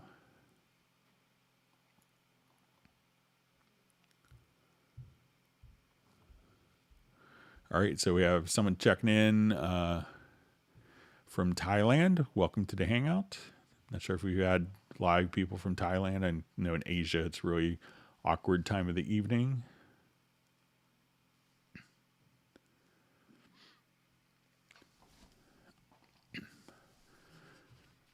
Okay, so we have a question. Hi, Greg. Question: does Hallian Sonic by default has quick control mapped? So yeah, so when we go to load up like a Hallian Sonic or Hallian Sonic SE, we could see these automatically mapped. So just this will work the same in either version. So as soon as I come over here, we'll load up a patch.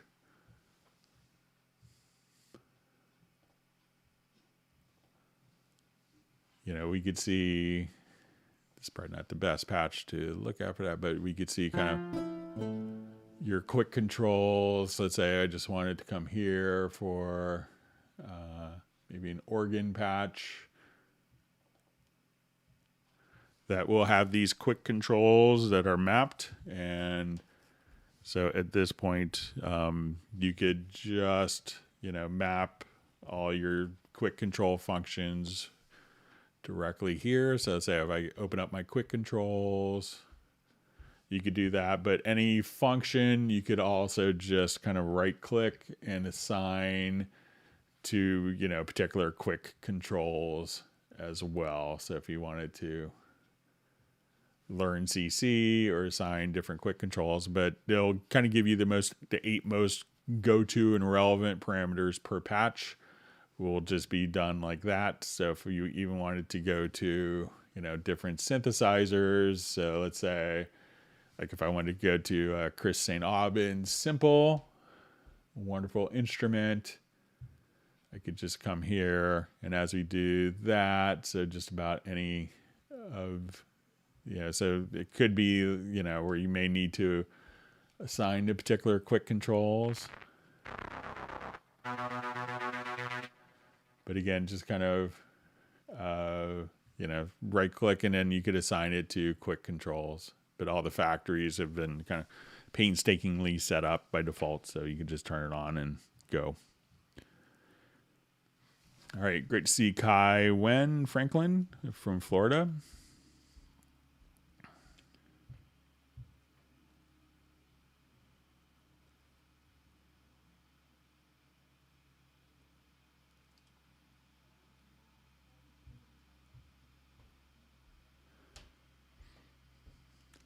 Okay, so you see from Kai, my Cubase USB key is currently held together by some tape. I see the USB key might be going away, question. So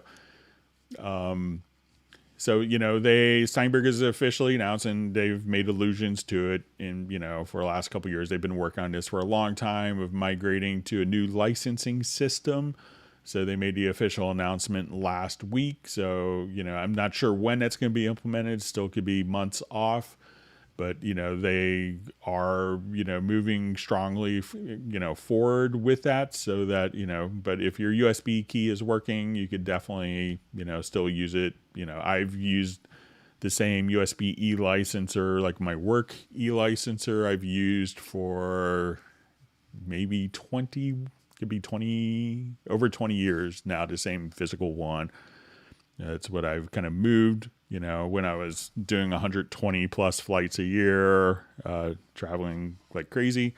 So, but I still have kind of the same original e-licenser in my studio computer and my work computers that I've had all these times.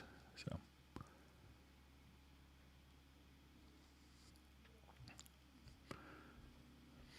Okay, so question: is there a way to reset plugins or instruments to default settings? So it could be up to the plugins themselves. So a lot of plugins may have some different functions. So a lot of times you'll see plugins that may have, so let's say if I open up, frequency EQ. So some of these, like if you've gone too far, many of them will have kind of like a default or an init, like initialize. So let's say if I come here to init,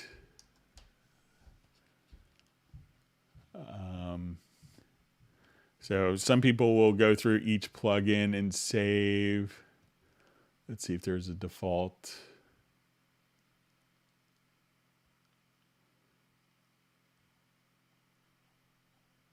But also if you go through, here's kind of reset. So, but you could just do on a plugin, if you just do like Alt or Option plus Z, you could, if you've done a bunch of series, that would allow you to undo like changes made in the plugin. So some plugins will have like an initial status, and others may just have a preset that's default. So it could really depend upon the particular plugin. And a lot of times when you're kind of working on something, if you wanted to get back to the default state, I think it's if you kind of click Control on the parameter. So if I come here,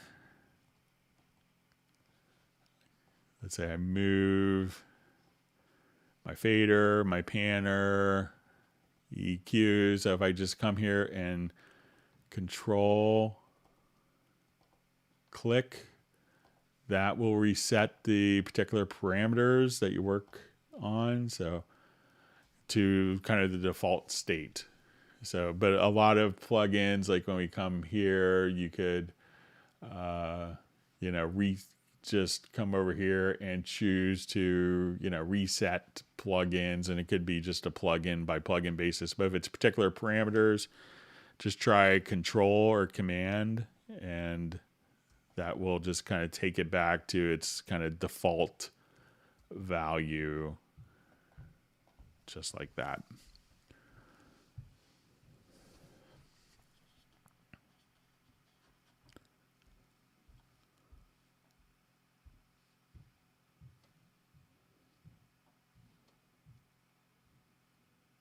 All right, so we're seeing there's lots of pollen in Florida, so.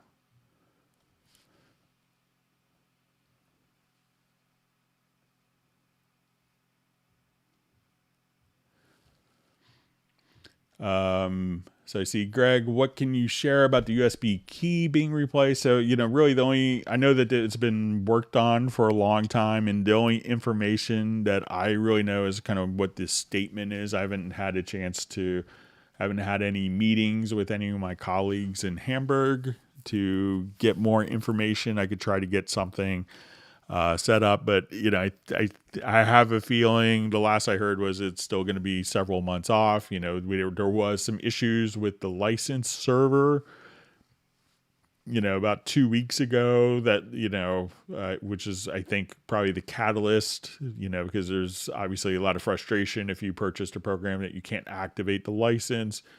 So I think, the timing of the announcement was to, let people know that they are working on, a more forward thinking solution. So.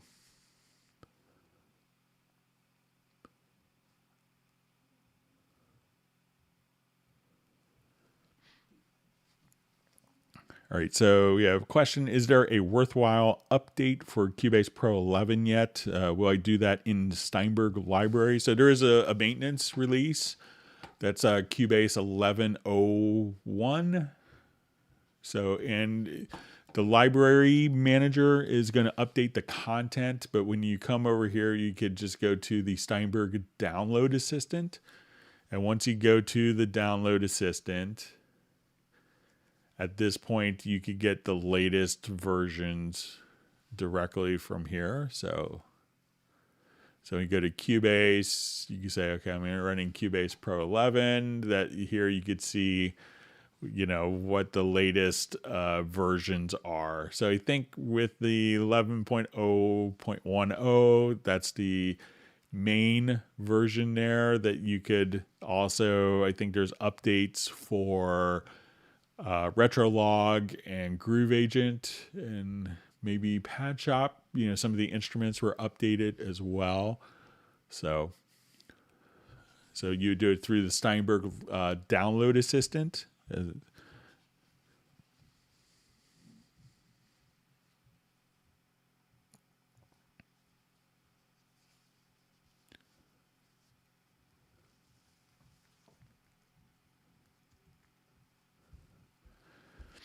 So question, hi, is the third-party audio engine like Cubase, Ableton going to be supporting Apple ARM ecosystem like M1 chips soonly? Apple's releasing new products on 23rd.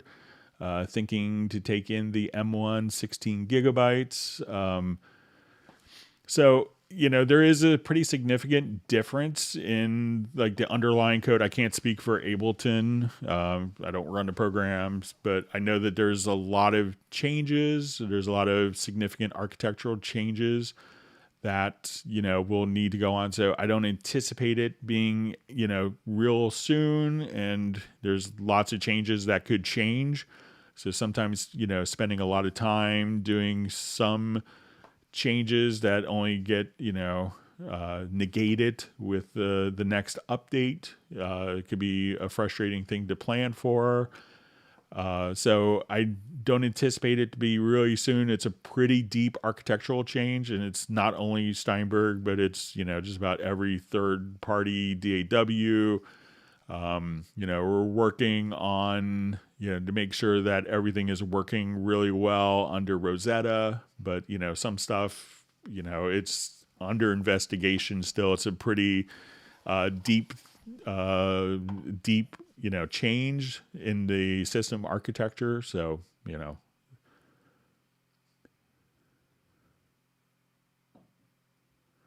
Okay. So I was lucky and I got, Jan's question about the keyboard shortcuts and how to look for free ones. So sometimes when I do my index later, I realize I totally misunderstood the question. I feel like a big dummy. So.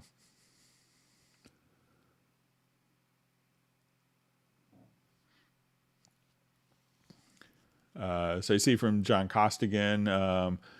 So I did receive a link for the Dropbox, and I think I got it like during a Hangout, and I forgot to download it. But I'll make a note to myself to check out the files after the Hangout today. Maybe I'll listen to them while I do the index later tonight. Thanks for the reminder, John. Look forward to hearing it.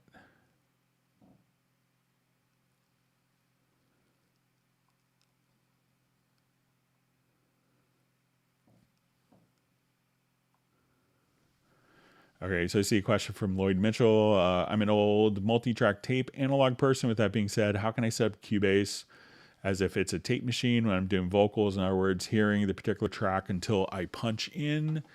So it's really a preference. So we go to your preferences. We'll select VST, and you'll see your auto monitoring style.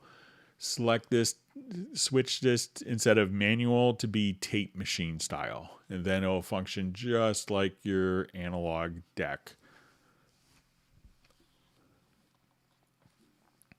So once again, preferences, VST, auto monitoring, tape machine style.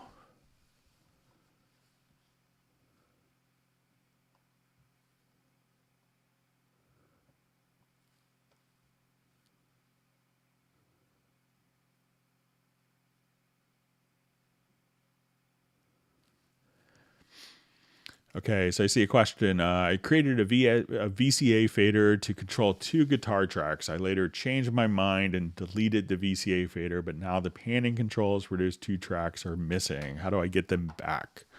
All right, so let's go ahead and recreate that scenario. So I will add 2 audio tracks.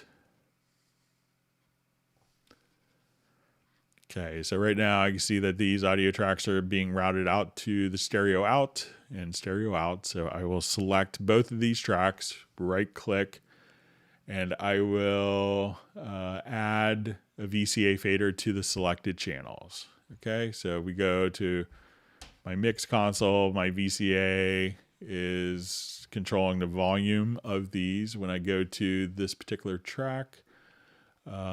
So I'm going to now delete my VCA fader.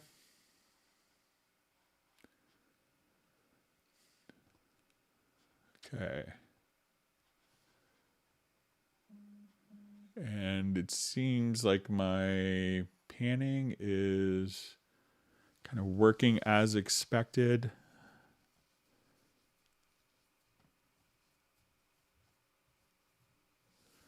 So what I would do is on those particular tracks, it may just be routed to no bus. So when I deleted the VCA fader to those tracks, I still had my panning control, but check to make sure that I would check the output here and make sure that it's being sent to a destination. So I seen that with some other routing scenarios, so that's what I would do. I would check just to make sure that there is a destination in the output, that it's not just kind of once you deleted the VCA fader that it's being routed to nothing, or being routed to a mono output or to a mono group or something like that. So I think if you just try setting those to stereo out, that you should get your panning back. If I set this to like a mono out, so check that. That would be the thing I would look at.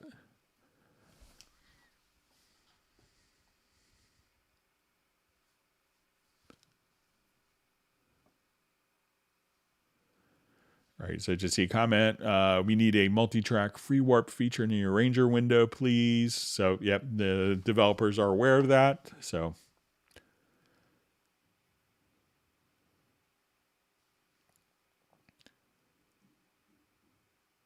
all right, good to see Soren from Sweden. All right.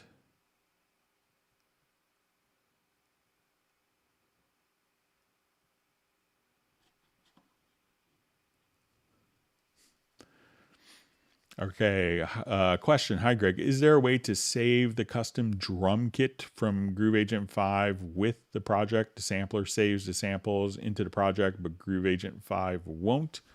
So what I've seen some people do is, let's say I have my Groove Agent here.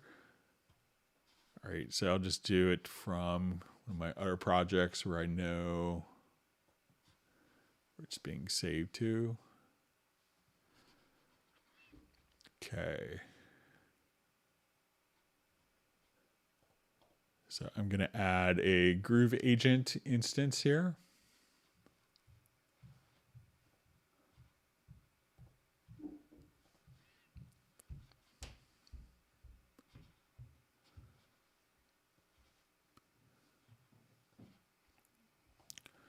Okay, so I'm going to go just drag an audio file onto a pad here. So I'll just... All right, imagine that's a beautiful drum sample.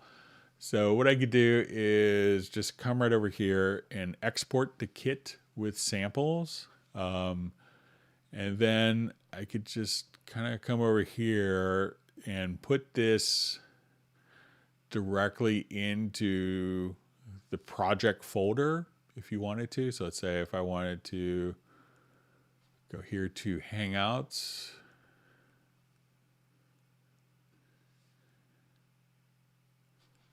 and we'll say March 9th. All right, I'll go ahead and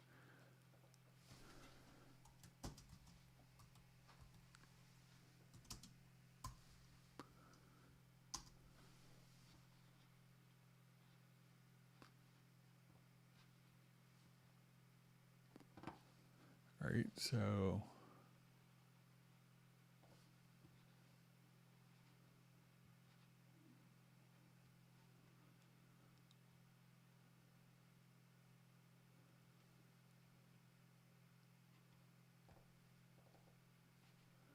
so I'm just going to do this again, just to make sure.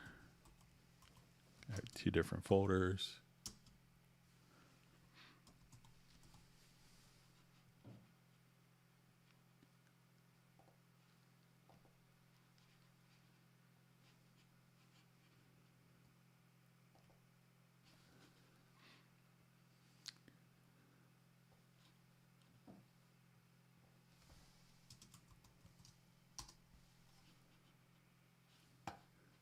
So I know lots of people that will take all their custom-made samples for Halion and Groove Agent and just store it within a project folder.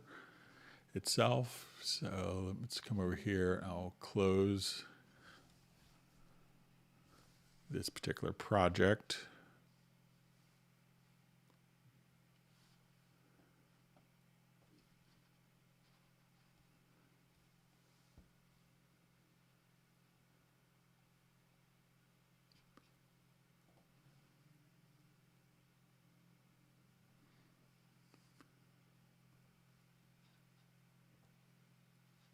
So you can see there's the sample, just kind of right there.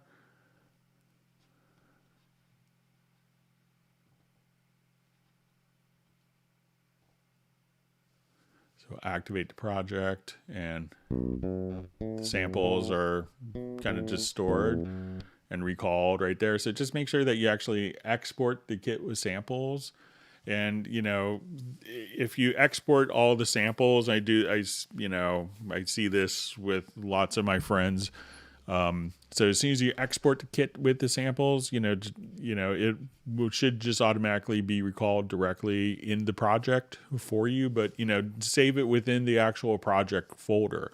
So when you go to archive everything, your samples are there. Your drum samples, your Hallian samples can all be found in the same kind of folder. And that way, just kind of archiving your projects makes it much easier.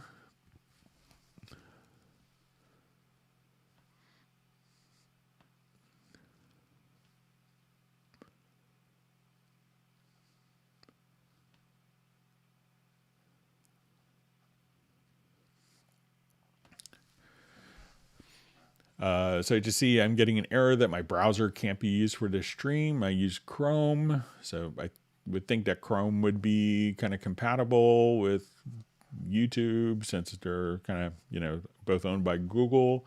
So, but I don't know if you have a chance maybe to refresh it, but it's just kind of like watching a YouTube video, I believe, for your browser. So, but I'm not sure what could be causing that.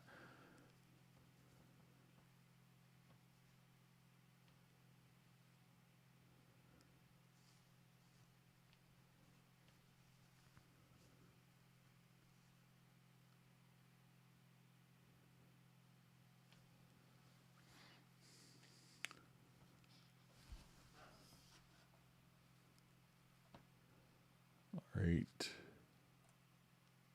Just going through a couple questions here.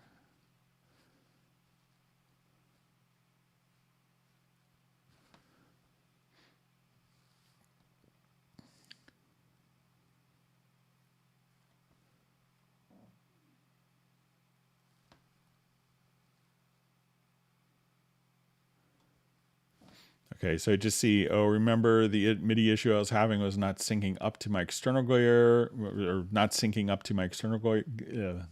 Can't speak English today. And it not syncing up to my external MIDI gear. It's when the buffer set really high. So that may be something to look into. So just out of curiosity, if you're having a problem with it syncing up when the buffer is high, just out of curiosity, see if when you go to like your audio system, if ASIO Guard, if you deactivate ASIO Guard, if that makes a difference, out of curiosity.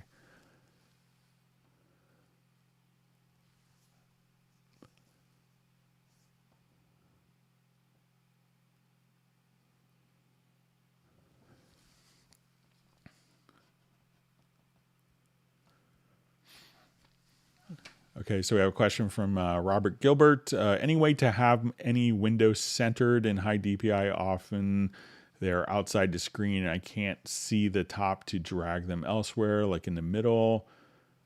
So, if you have a window that's kind of, let's say, orphaned, kind of outside.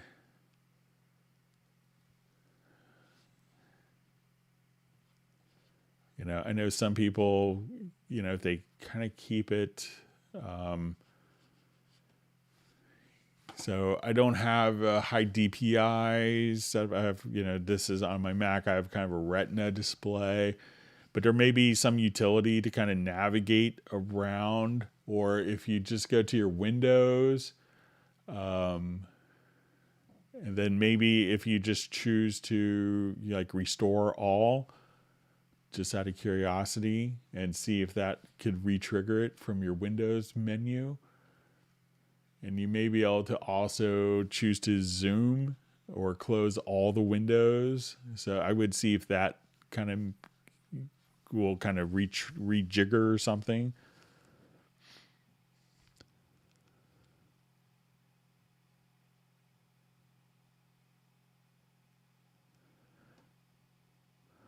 Okay, so I see from Pablo says that's fabulous, Greg, but this is with the visibility agents. So I guess he wants to have 8 independent visibility agents for each mix console. So, would that be possible in the future? I made a request. So I will pass it along as well.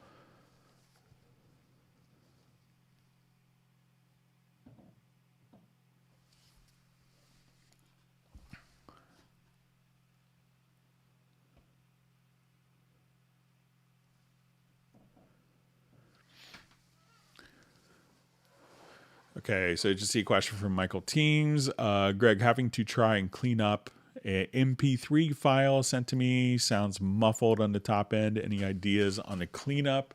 So sometimes, and I see suggestion right after is like just use EQ, but sometimes if there's nothing there to bring out, it could be a little tricky. So I think Nuendo has some good plugins for this, but let me just take a look.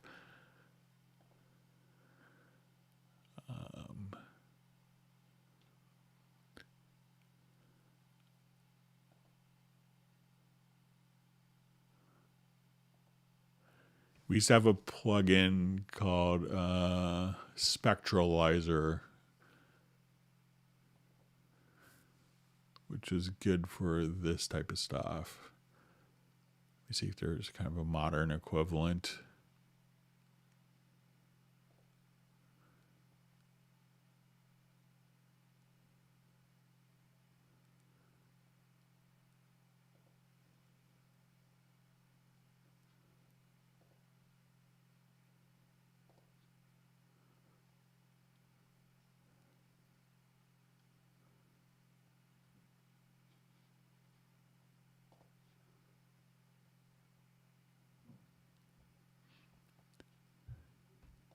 Yes, I mean, what comes to mind, Michael, might be something kind of like a aural exciter type of plugin.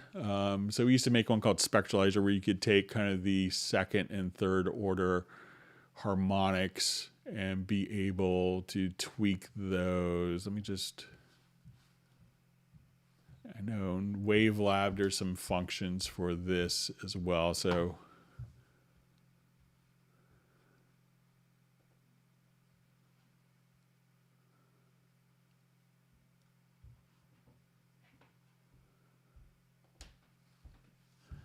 But if you have Wavelab, let me just show you a quick tool.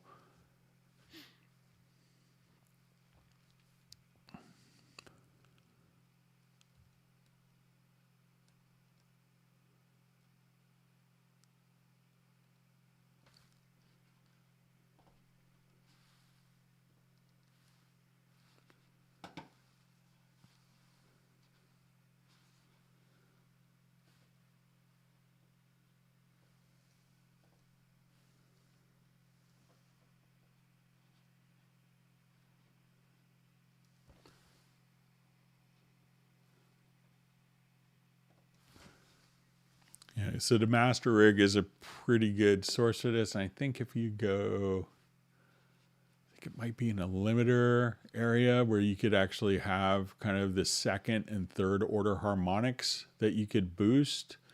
And sometimes, just kind of think of it like the old Aphex aural exciter. Kind of sounds like kind of what you need if there's kind of maybe like in a multi-generation analog thing and you need to kind of resynthesize some of those, second and third order harmonics. If you know what the key of the song is, something that you could do, if you figure out kind of what the key of the song is using the frequency, under EQ here, I would just say, okay, let's say the song is in the key of A.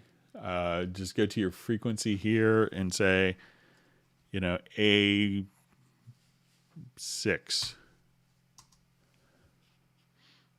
And you could now boost that.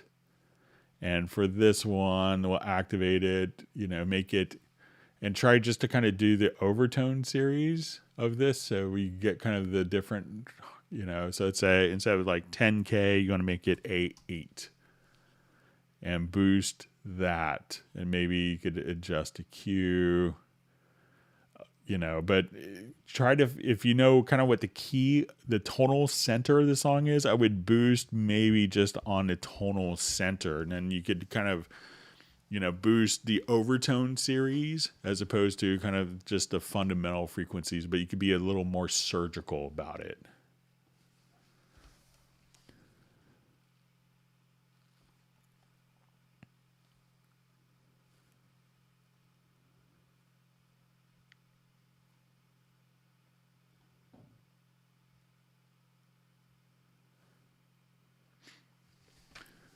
Okay, so we see a question from Black Fractal. Hi, Greg. What's the best approach to direct offline processing? When to use it? Does it save CPU power? Does it sound the same when plugins are on inserts instead? Thank you very much. So if we have a particular file, so let's say I have a bass line from a friend of mine. And I wanted to take this particular file. So right now this has 3 different plugins on it. So if I go to my direct offline processing, and let's go ahead and listen to it with the plugins bypassed. So not like a huge, but I'll go ahead and just add like the VST bass amp just to make it a little more obvious. Let's make it a little more gritty. Let's put some Ampeg goodness on it.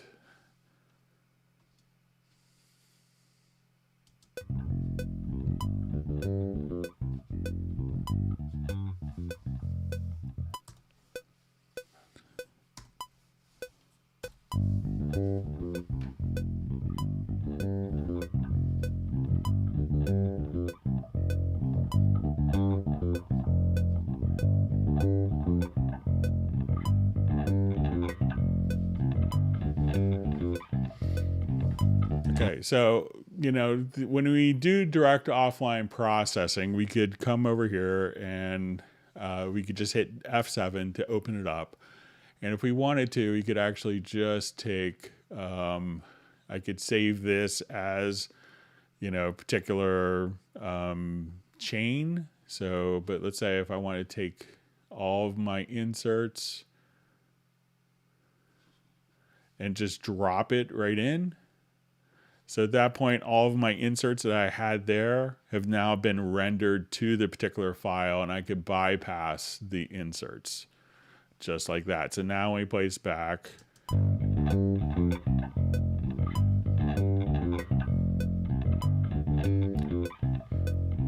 so instead of this taking CPU cycles to do that, I could just drag all of my inserts to the selected clip, and that's going to just do the offline processing. Now, if I wanted to change the settings, let's say I just wanted to dial in the EQ, and now let's add a different cabinets. I want an 8x10 cabinet. Now it's just reprocessed those changes.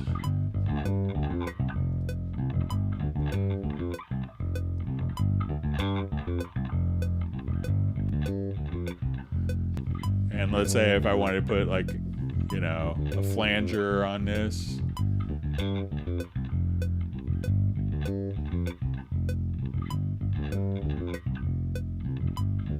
So now it's just reprocessed with that particular effect on it.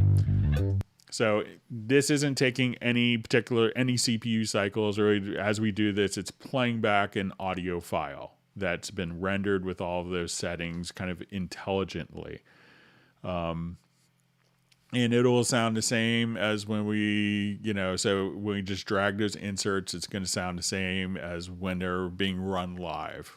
So some people will just, I want to take all my drums and run it through a magneto, run it through, this, a quick room, and run it through an EQ, or just, I want to compress all of my drums. And if you're going to kind of do that across all your tracks, you could just render it in place. In the past, people would tend to avoid rendering in place because you're kind of committed to it, and it was considered a destructive edit. But here I could say, you know what, that was all great, except I didn't like the multi-band expander. So what I could do now is just come over here and I could delete that one process within the middle, or just change the signal flow order. So you have kind of no downside to doing this. So you have the same sound quality. It does free up CPU resources. You could just drag and drop them right into your file. So, if I figured out my magic sauce here for the sound and I was handing off my files to someone else to mix, and I didn't want to give them the ingredients to the magic sauce, I would just render all the files and, let them figure out how you got that sound. So there's no real downside to direct offline processing.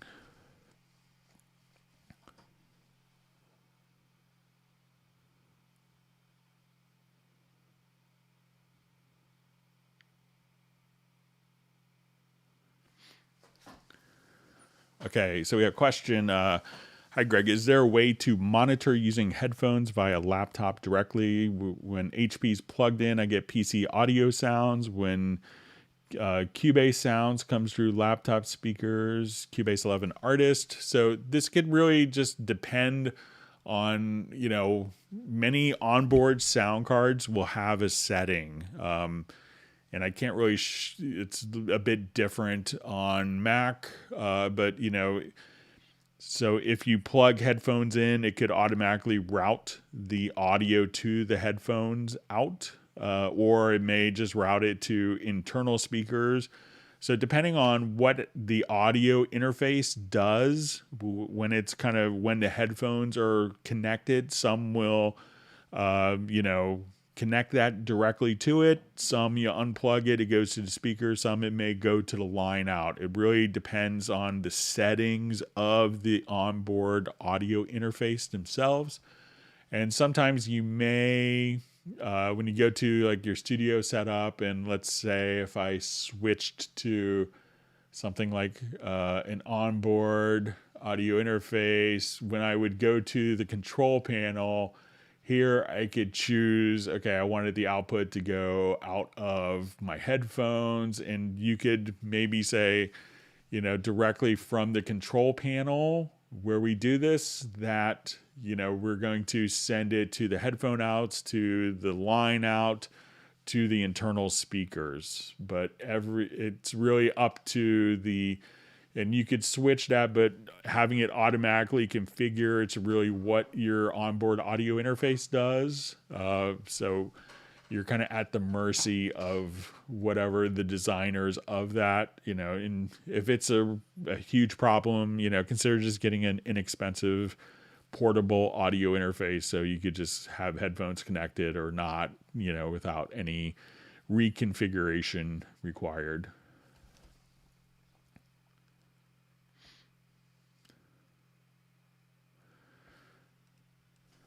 Okay, so I just see a question. Sorry, my chat line jumped.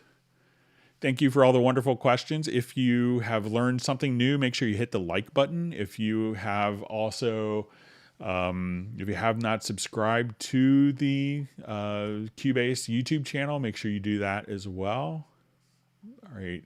And again, if you want to take part in our Zoom session on Saturday, send me an email to clubcubase@steinberg.de, and I'll send an invitation. We'll mention it again on Friday's live stream. Okay, so you just see, what is ARA? ARA is a way for programs to communicate with an external audio editor. So if I wanted to take this particular audio file and run it through Spectral Layers, because Spectral Layers or Melodyne or like I think Vocal Line aren't a part of Cubase, or kind of their own standalone editors. What ARA will allow you to do is through an extension to take that particular file, kind of hand it over to ARA within your Cubase environment. So it's kind of now in a third party editing environment, or, or so, and this is kind of a standard. So you could do specialized audio editing to get audio into the editor to do the editing and then send it back to Cubase. All right. Thanks for all the wonderful questions. Let's go ahead and move on. You see that Agent K is famous, Michael Teams is famous, and Gareth is famous. That's good to know. I'm lucky to hang out with you guys on these live streams.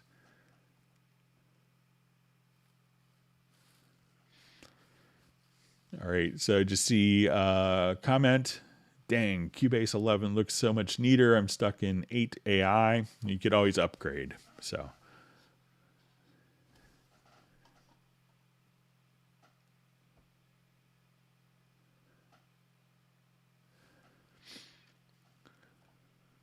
So questions, is there any plans for Linux support? I haven't heard of any discussion. I mean, it's kind of hard enough keeping up with all the architectural changes between Mac and Windows. But I think it's a pretty huge undertaking for, plugins and audio interface drivers and stuff like that. So I'm not a Linux expert, but I haven't heard of any discussions for that. All right. So seeing links for the Cubase Nation Discord, which is a wonderful resource for all your, where you could get a bunch of Cubase information, not during the live streams. All right. So we have someone checking in from Saudi Arabia. Welcome to the Hangout. Thanks for joining us. And Jazz Dude is the one who's kind enough to get the... to organize the Cubase Nation Discord. We appreciate all his efforts. All right, so Neurotic Nexus joined us to hit the like button. So we hope to see you more on your Hangout. All right, so great to see Remy from France on a Hangout.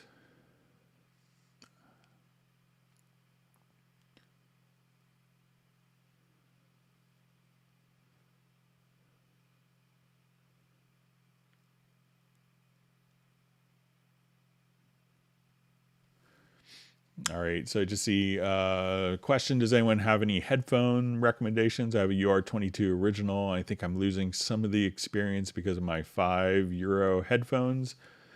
So, currently what I've been using, I've been really happy is I have the Yamaha, I think it's the MTH8. Let me see if I can see the model number on it.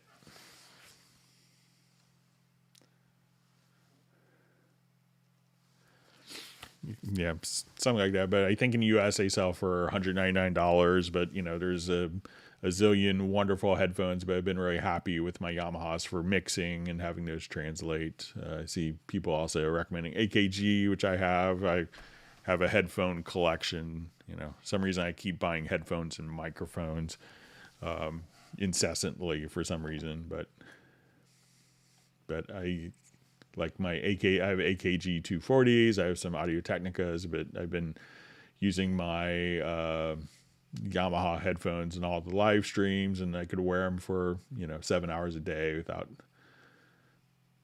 without any fatigue, or they hurt my head.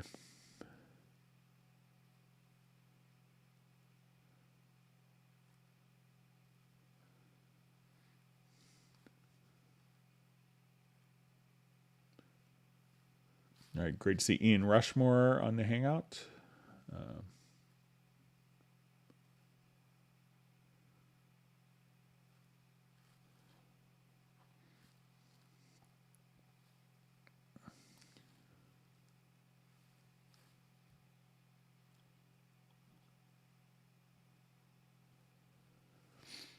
All right. All right. So, question from Ian: what are the differences between bounce, render, and export? What are the benefits of each? Seems to me there's a lot of cross functionality.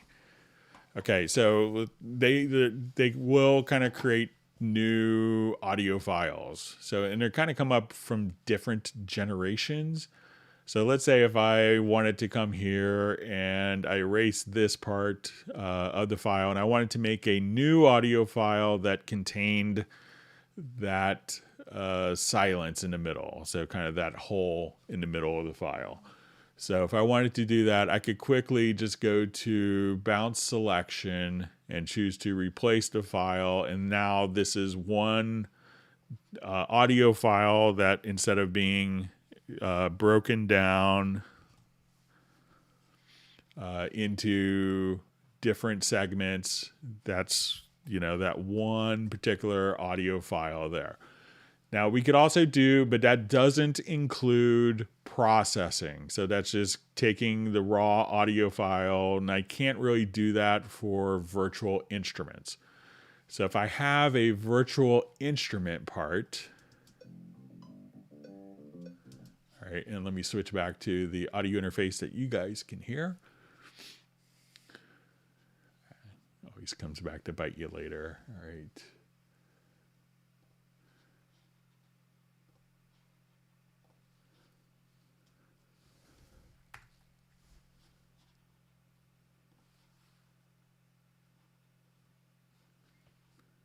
Okay, so now let's say if I have a MIDI part. So if it's a MIDI part, I wanted to quickly turn that into an audio part. That's when I could use render in place. Now, when we go to render in place, we have different settings. So if I wanted to incorporate, if I used a channel EQ, so let's say if I come here and I have my channel EQ. Let me just go. So I come here, let's say while this is playing.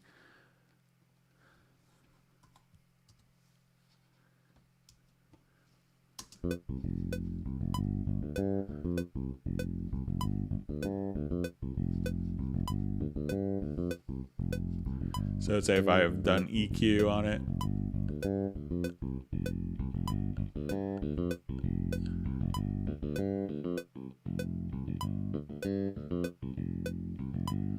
And let's say I want to put on like an insert. So let's say I'll just put on like a little bit of a compressor.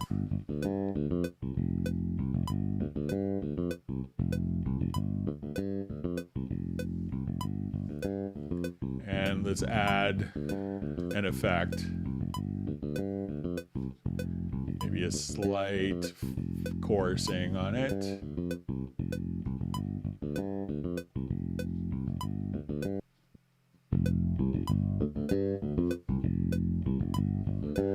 All right, so if I wanted to render that particular file to audio, I could select the track or the event. And this way, it's going to be MIDI information. So this is all going through the electric bass. So this is a wonderful instrument. But now I could come over here to edit. I could say render in place with the current settings. And I'll just undo that so I can show you the settings with the render in place. So render in place, I could do multiple tracks of audio. I could do audio with effects and virtual instruments. So when I come here, I'm going to say, let's go to the render settings. I want to include a complete signal path, which would be the sends as well. And I could do that as one event. And as I do that, we could now, and this track is disabled. So all of the rendering has been just automatically included. And when we play back,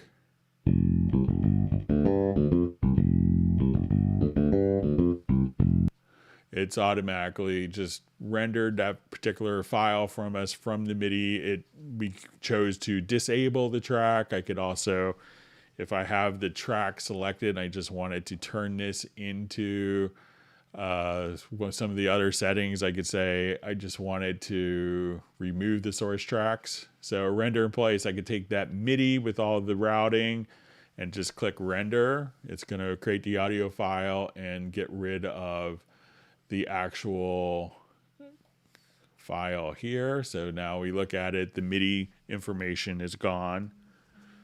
And when I could use the actual export audio mix down, most people would use this for making stems like all at once, or being able to take all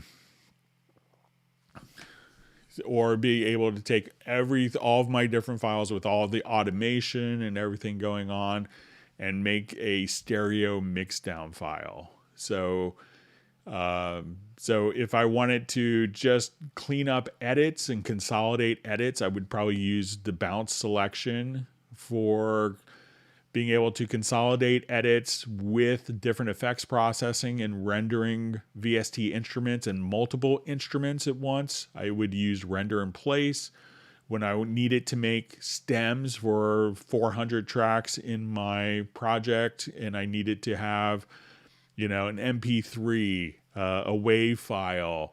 I need a 48K, I need a 44.1, I need a 16-bit, a 24-bit, I needed, all sorts of different file considerations. I would do the render in place and just simply add those to the job queue so I could have multiple delivery formats. So that's kind of a quick overview. They kind of, turn something into an audio file, but they each have kind of their unique functions that can be optimized for different scenarios and workflows.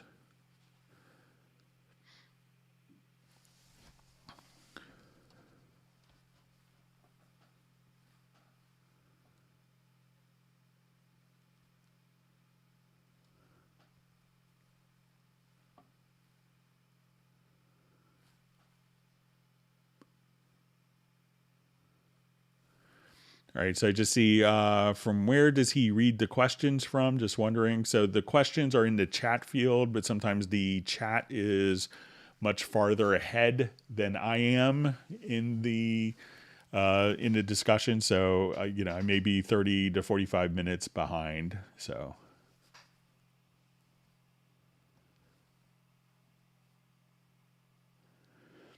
Okay, so we have someone checking in from Uruguay.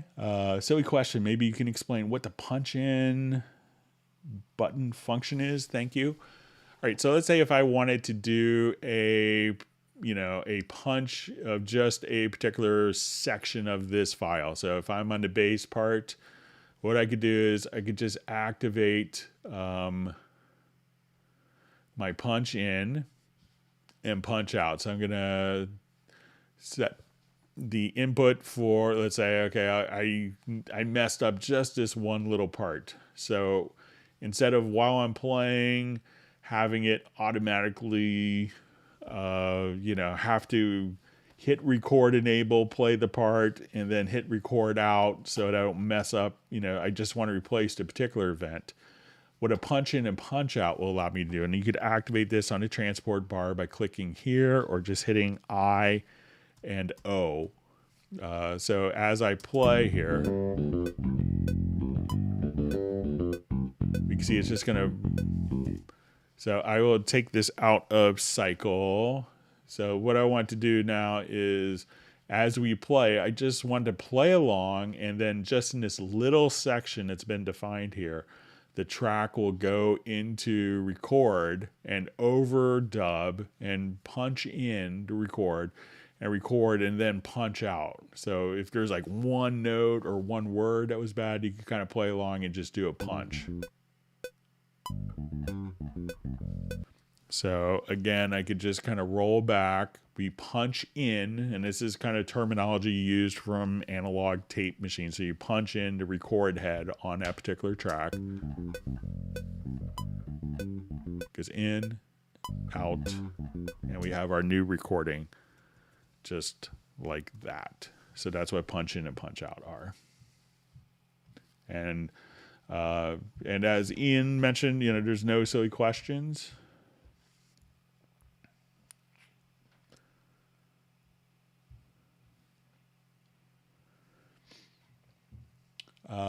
So I see a question, do VST amps use oversampling? I'm not absolutely sure, but I know that they will use, 64-bit precision. So all the internal plugins will be 64-bit precision, but I don't think that there's an option to turn oversampling on or off on the particular amps. So, but I'll just take a quick look just in case. There's a good chance that they are, but probably the more critical thing is that they're using higher level of precision for the processing. So if I just want to go to, let's say, the VST amp racks, I don't think that there is a particular oversample on off, but when we go to look at the settings, we could see that they're dynamic, that they're processing precision. When we go to look at it here,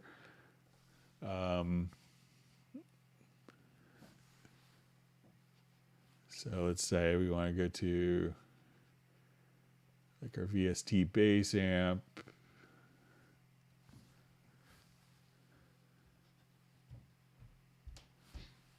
So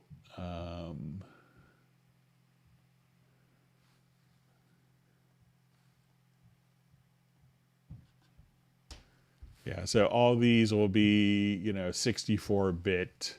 I think we could. So at this point, they're all 64-bit floating points. So that's probably more critical than oversampling. I know some things try to, get by with oversampling instead of processing precision, but I think it's probably processing precision that makes it's more, that's going to be more critical. All right.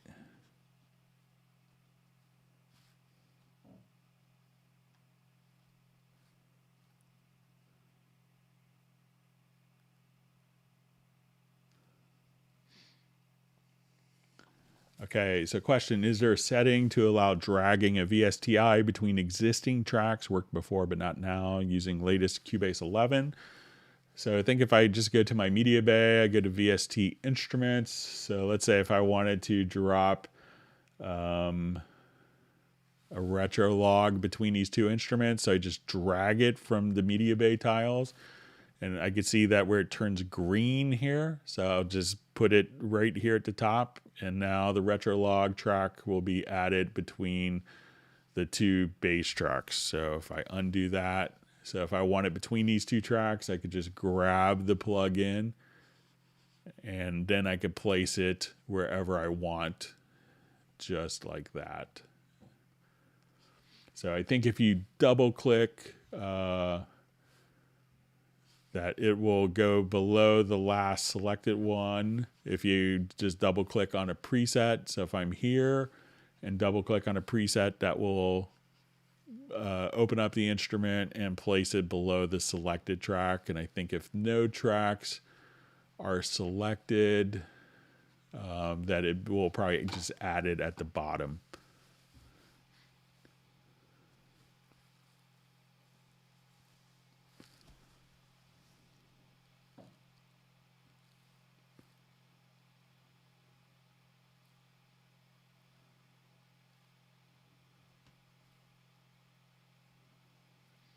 Okay, reading through comments. Thanks for all the wonderful discussions. And if you've learned something new, make sure you hit the like button and subscribe to the channel.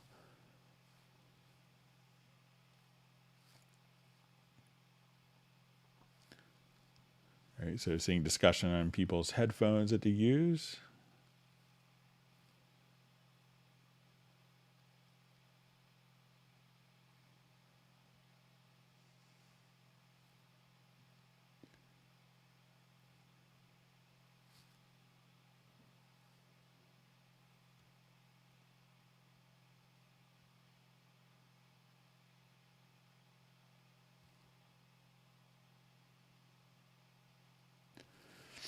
Okay, so a question from Benny B. All right, oh, sorry, my timeline just jumped on me. Hang on just 1 second. get that sorted out.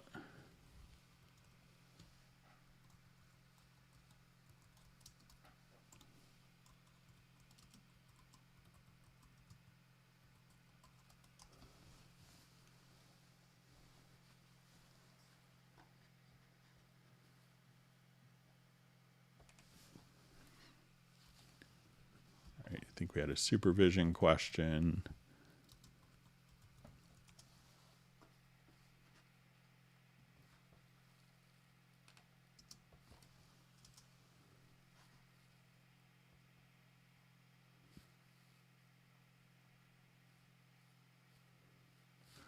All right, so I just see question.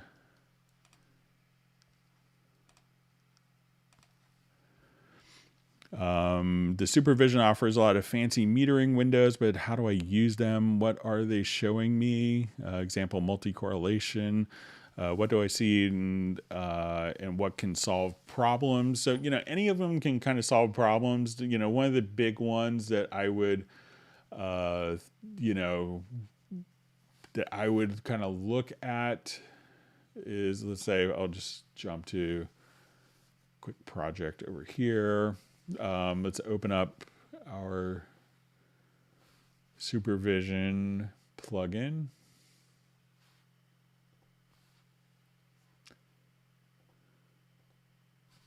All right, so we could see different levels.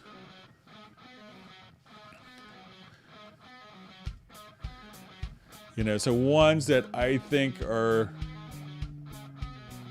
so I kind of like, this is my preset that I made for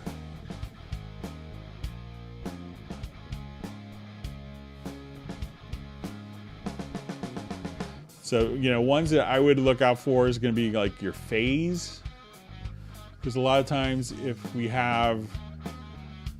we see our phase, and we could almost think of the phase as being like if we're looking at the waveform, and then we kind of rotated the waveform, like, we're used to seeing our digital audio waveform, but if we rotated it like, 90 degrees so that we looked inside, like, like if we rotated it so we're looking inside of the waveform, we kind of want our actual file here to show that, when we're doing this, that we want this to kind of be round. This is kind of, one of the big ones. So if you see this being straight up or down or going along the X here, that would indicate that you're going to have phasing problems. So, once we want to come over here, so let's look at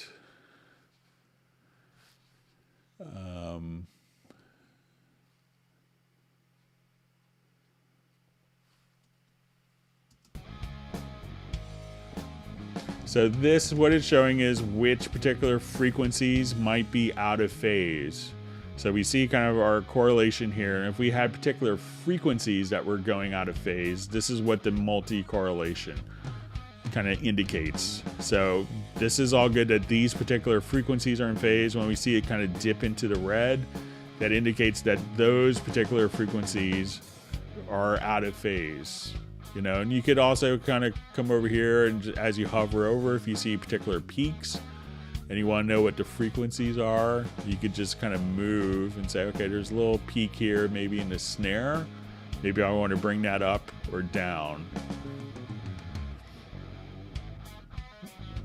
So, we want to make sure that we have our balance here between left and right. So if I wanted to, let's say I'll open this up and I'll make it a little smaller. And you can probably see the reaction. I'm just going to take the panning here. And let's say I want to go to my combined panner. And if you watch this as we kind of make it more mono sounding, you can kind of see some of the reaction in the meters.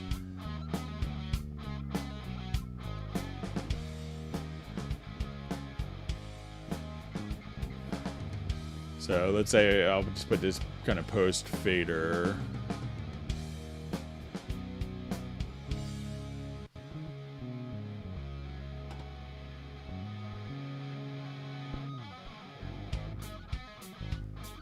So you can see how it's kind of a bit more,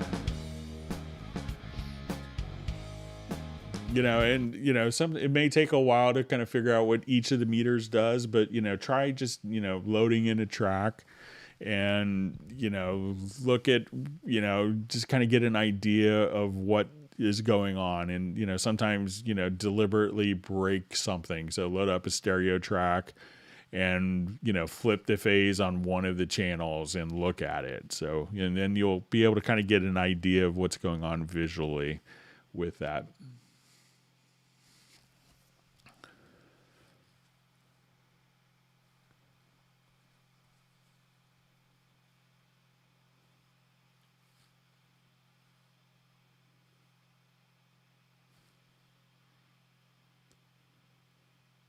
Okay, reading through different comments.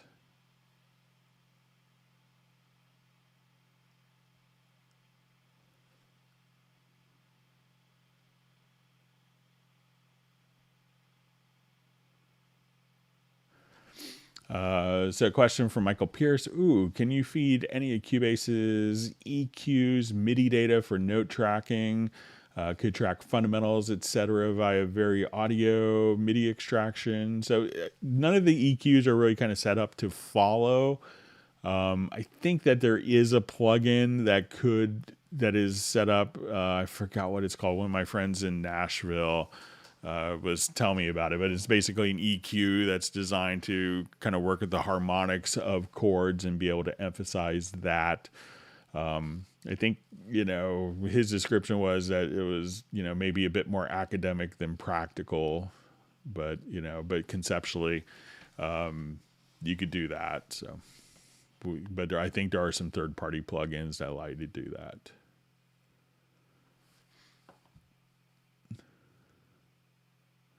All right, great to see Captenergy Music on the Hangout. All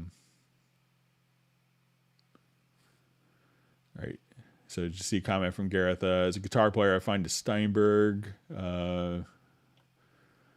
guitar amp plugins better than others. All right, so my chat field just jumped on me. Give me just a second while I find my spot.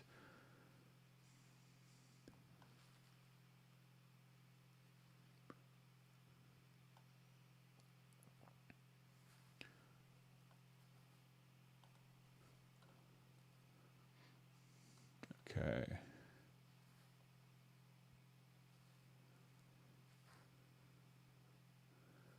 Okay. All right. Great to see Sable Winters on a Hangout. Welcome.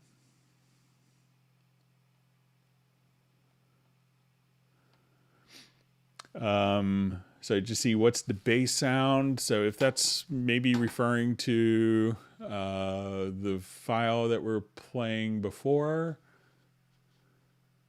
I'll just kind of show it's the Steinberg electric bass. I'll just play a little bit of it.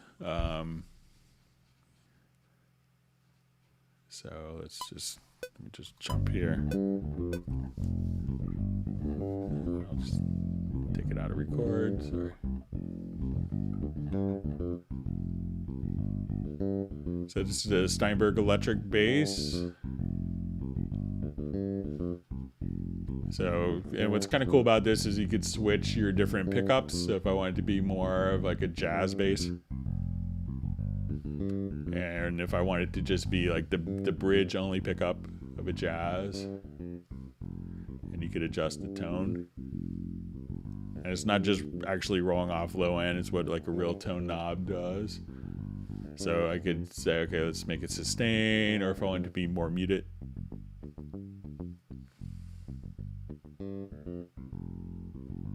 And you could pick kind of different players and different styles of how they would play on a fingerboard. And you could actually set from different key switches what string is actually being used. You have like your amp simulators here.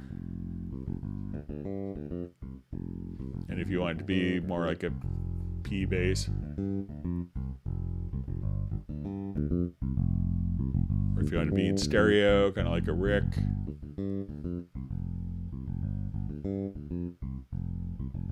Or more jazz bass.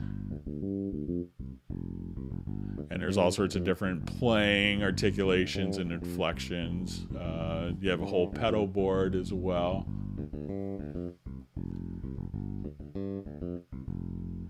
That you could access as really kind of wonderful bass instrument that Steinberg did.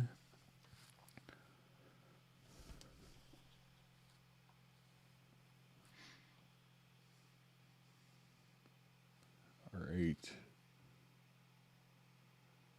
All right, great to see JVI on Hangout.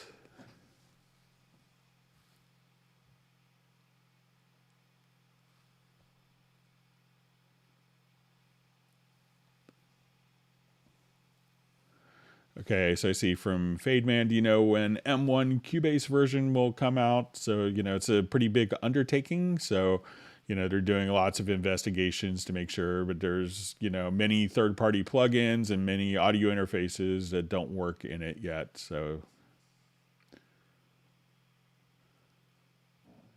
all right. Thanks for the kind words from people just enjoying the Hangout. Thank you, Gareth, for that. Looking forward to the new songs to play bass on.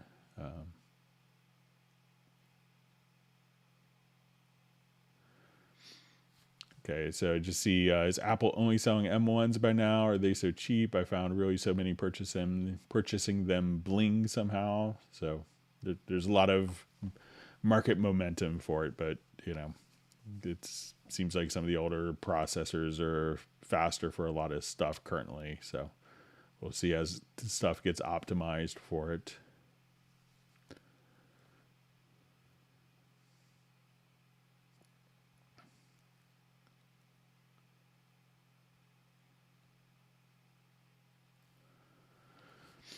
Okay, Greg, my UR44 has this supposed loopback function. Could you please show us using UR how to loop back outside and inside of Cubase?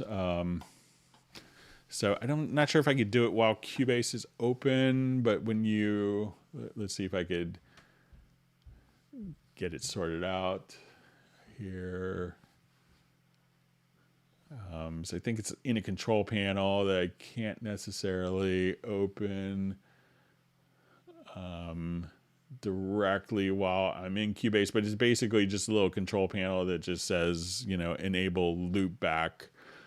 Let me see if I could open it here. I mean, not be able to because I have Cubase open.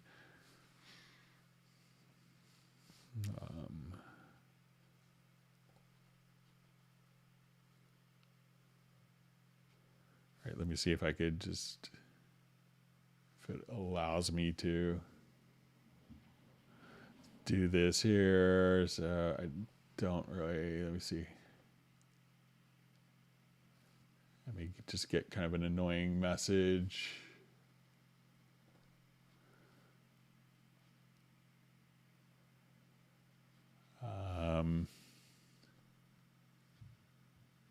But it might be in the settings cogwheel. So when you come over here,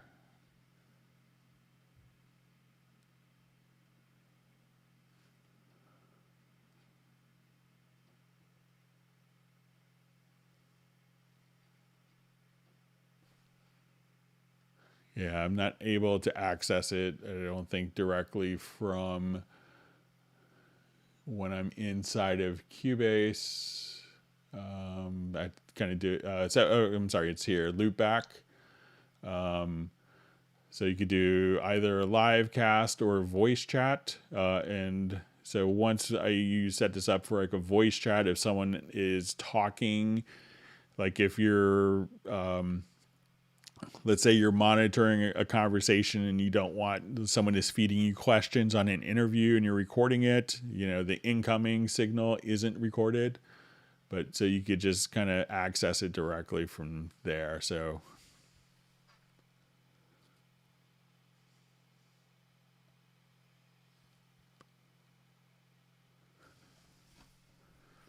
See that Neurotic Nexus has the same problem with me collecting microphones and headphones. So you can never have enough, you know. I didn't think I would buy any more mics. I was able to get to 1968 U87s from the original owner for $1,800. And I was like, oh, why would I ever buy a mic after that? And then, you know, I did. So it's kind of bad.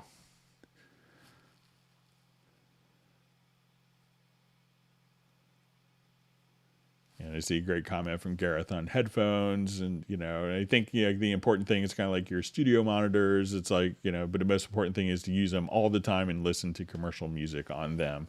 So it's kind of whatever you're used to, whatever you're comfortable with.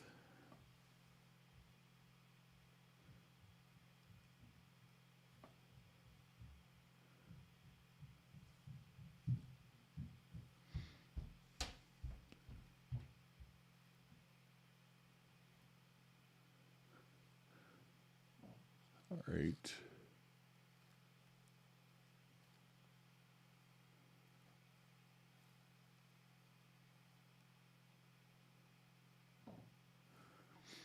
All right, so it says once you have edited your file in Spectral Layers in ARA, how do you close the spectral and return the edited file into Cubase? So let's say if I'm here.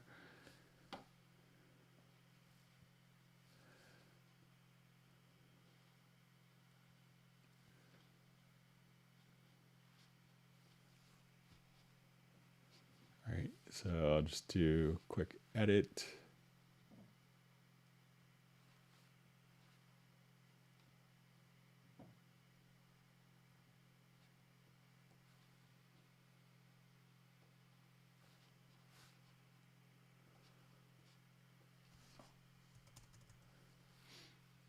All right, and now as soon as you select the event, I think you could just, boom, then you're right back to where you were.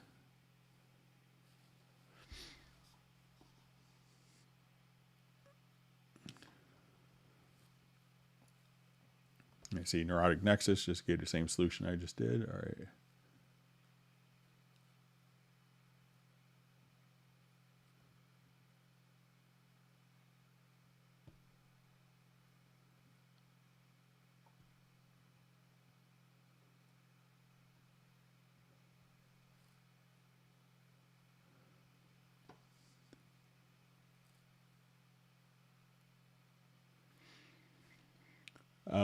All right, so I see, hi Greg, can you recommend a MIDI controller keyboard that works great with Cubase, weighted keys?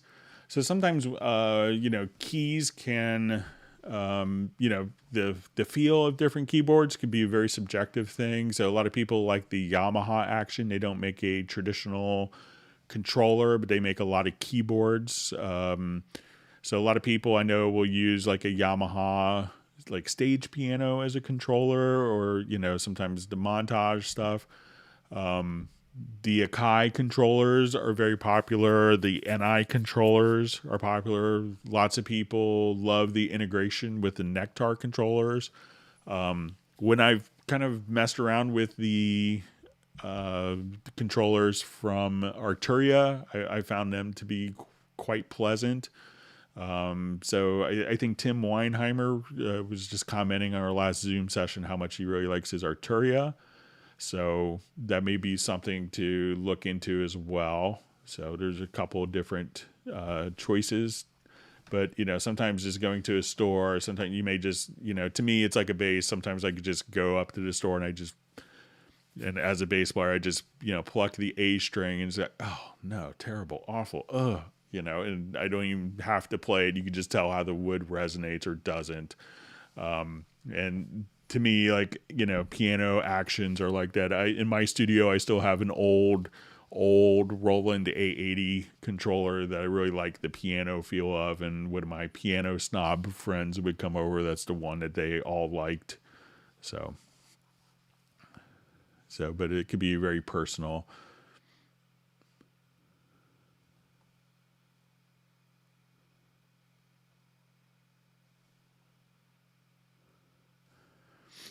All right, so just see. So why are you constantly having a MIDI input signal on the transport bar even when nothing is being played?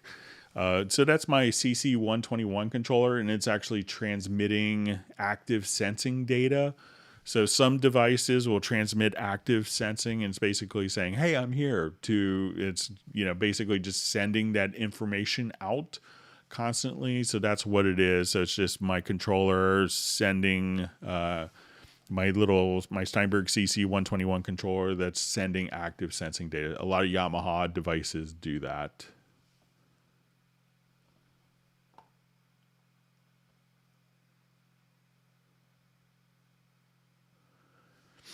Okay, so you just see from Dollhouse Studios, the chat moved too quickly. Question, what was the string sample set that Greg was playing in a classical piece on earlier? So I think that's all the Hallian Symphonic Orchestra. So play a little bit of the Bach, the Brandenburg concertos here. So I think this is all HSO.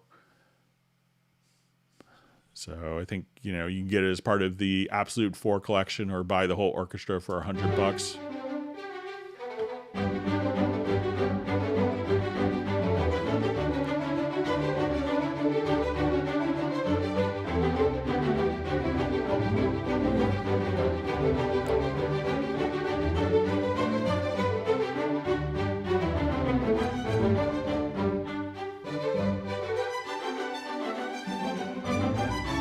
So I think it's all HSO.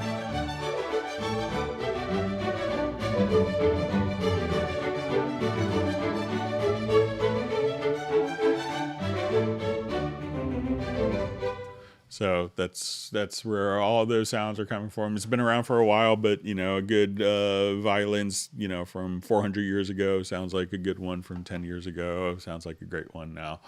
So that's all HSO. I'll play you another example, something a little more that I kind of tweaked a little bit, but not a whole lot. But it's just a great little library, and I love Iconica for more extensive functions, but I'll show you another one here. I have like a Schubert piece.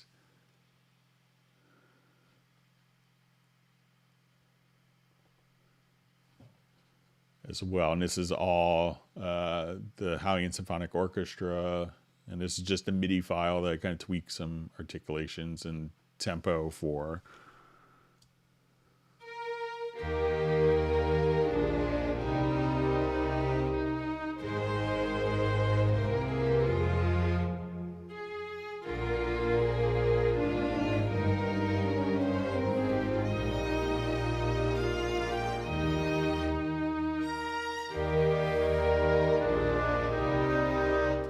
So it also helps when you're Bach or Schubert and you compose really well. That can make string instruments sound really much better as well. So, but yeah, that's all Hallian Symphonic Orchestra on both of those pieces.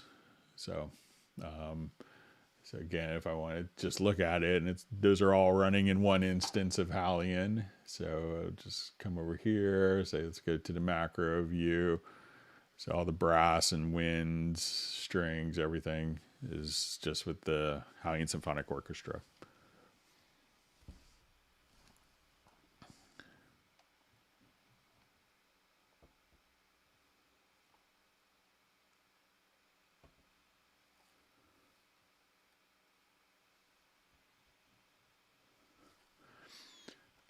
So to see what's the bass sample set to, is it available to all Hallian Sonic SE users? So yeah, the electric bass sample that we just showed a couple minutes ago, that works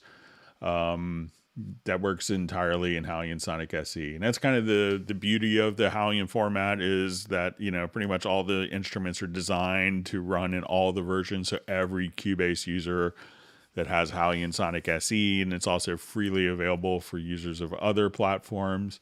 And, so you could just run that, and so every Cubase user already has the sample playback engine. So.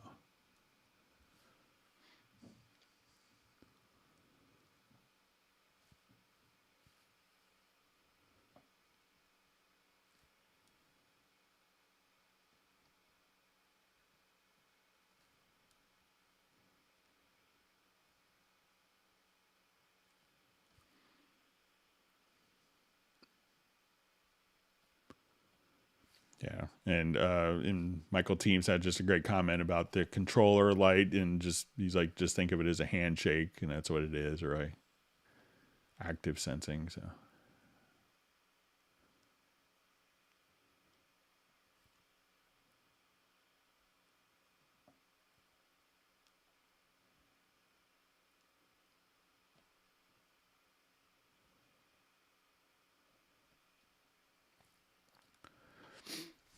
Okay, so we have questions. What is the latest way to record output of a VST to an audio track? All right, so let's just jump back.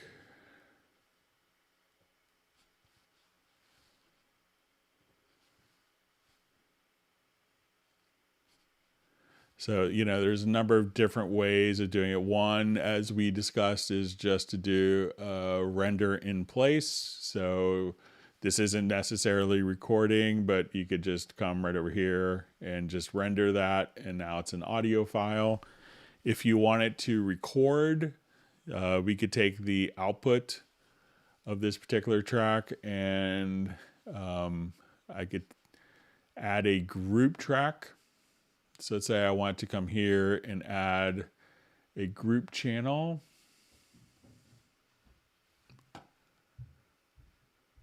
I'll make a stereo group, and I'll make a stereo audio file. So I want to take this track and route it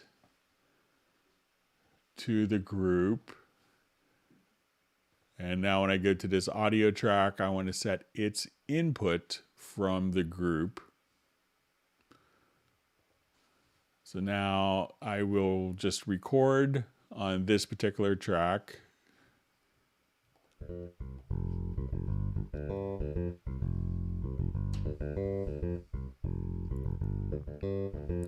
And this is also kind of handy if I wanted to just play the instrument and record audio simultaneously. I could arm the... So now I could come directly here, and I'm going to sequence and...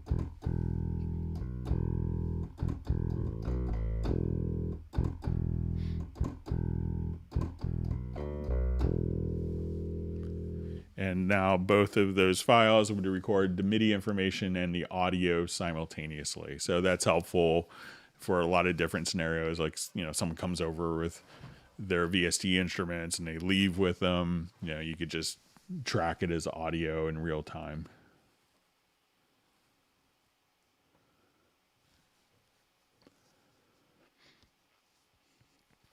Okay, so we have a question.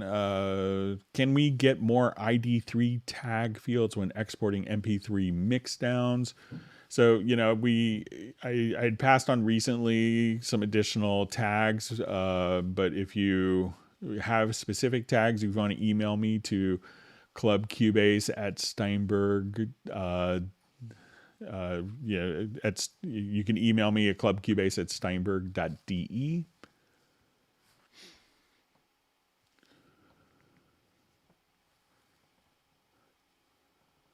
Okay, so I just see question. Is there a record to layers function? So if I wanted to, let's say if I was recording just the audio part here.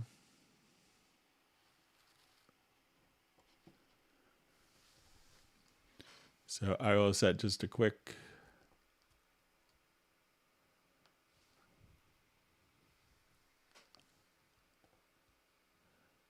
Let me just set a quick locator here just on this.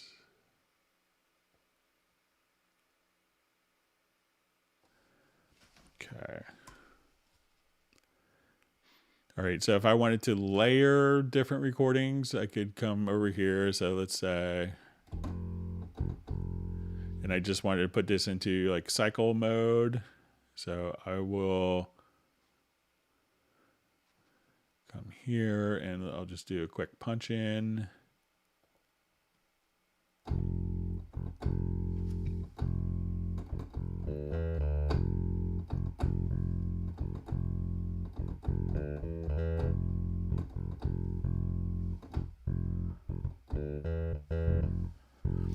right, so now every one of my little recording passes has shown up as different passes here that I could pick the best parts and kind of do a comp from just by using my little hand tool. And I could say, I like that part from that one. And that's my perfect performance. I never played continuously.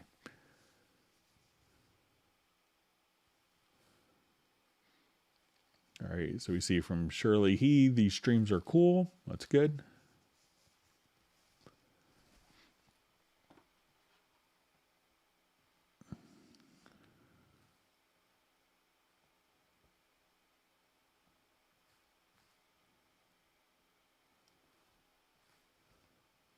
All right, my chat field just jumped on me. Let me just scroll back.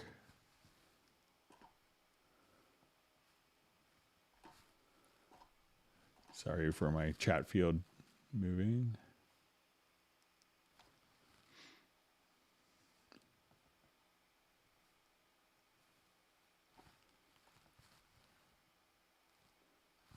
All right, I see I have some new songs to play bass on. All right.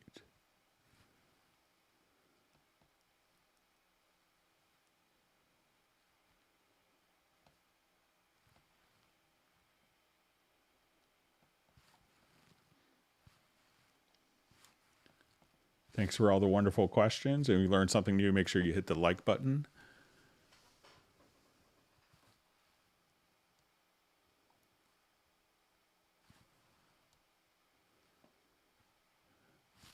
All right, we see that Gareth is famous. Pablo has shared the news. That's good. So I see Michael Pierce just mentioned, I think that might be Surfer EQ. So I think that might be the one. So.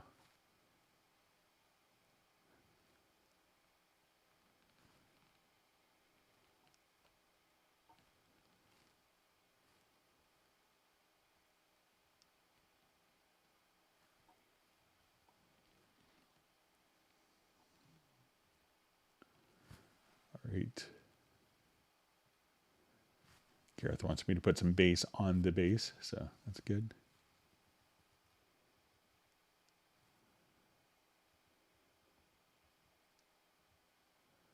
All right, good to see Jeff Sabelski. Looks like he has his whole system up and running. Congratulations.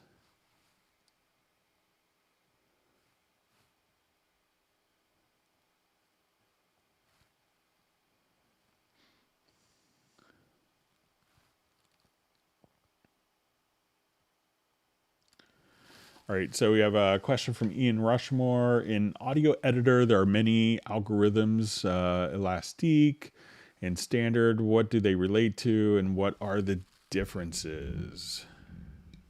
Okay, so when we go to like an audio file, the audio files can have different algorithms. And sometimes as programs evolve, kind of the thing that you don't want to do is to actually take away functionality. So there's different algorithms. So I'll just show them maybe in the pool window here.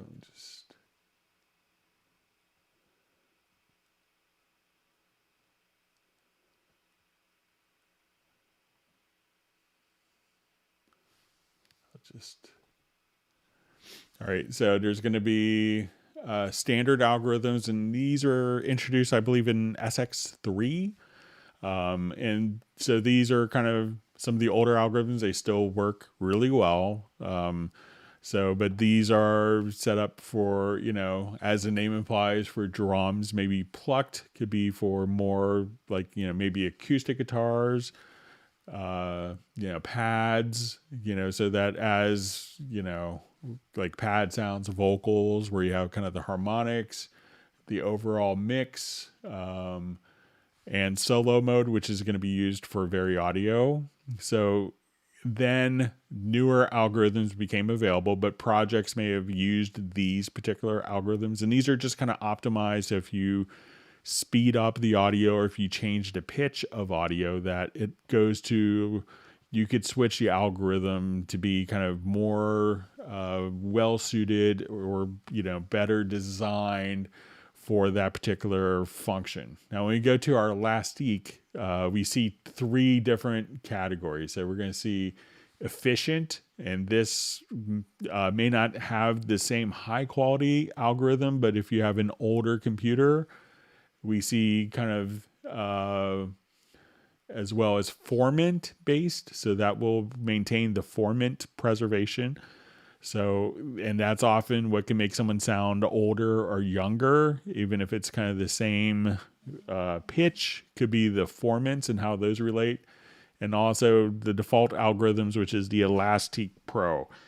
And we see basically three different types of functions within each of those. So you have one, it's time, and we could think of this more for rhythmic material. One, it's pitch, which could be for vocals, keyboard parts.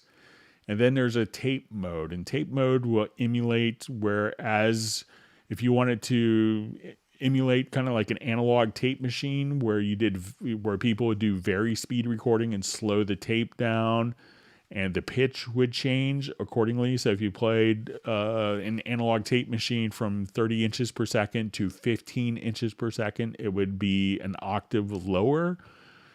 So the tape algorithm, as we change time, will change the pitch just like an analog tape. So that's kind of a quick overview of the different algorithms for time stretching that we see there.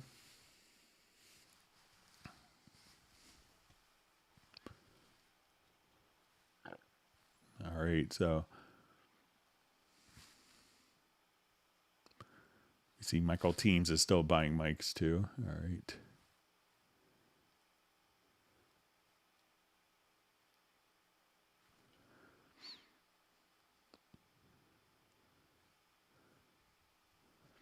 All right, so just see from Jeff Sabelski, okay, then 2.1 gigabyte NVMe drives and a 500 gigabyte SSD drive. Do I install Steinberg on C drive and projects on second NVMe drive? So I would probably use like the projects, and maybe if you have, and maybe the NVMe drive probably for samples if you're doing lots of sample based stuff. So I would do that and have the programs installed on your C drive.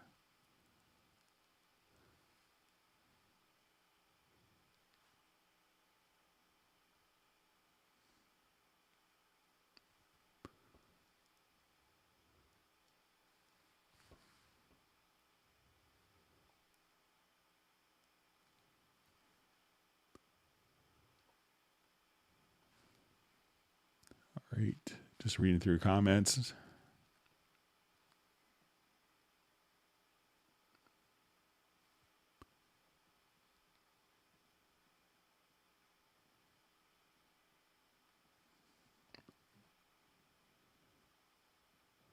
All right, so we see Tim Weinheimer's, mentioning his Arteria Keylab 88.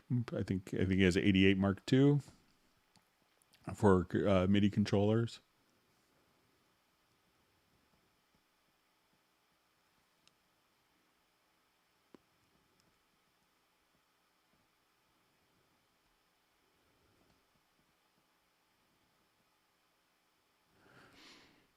All right, so I just see from Neurotic Nexus, did he say Absolute 4 for $100? So if you bought the Hallian Symphonic Orchestra by itself, it's that is $100, but it's contained within the Absolute 4 collection as well.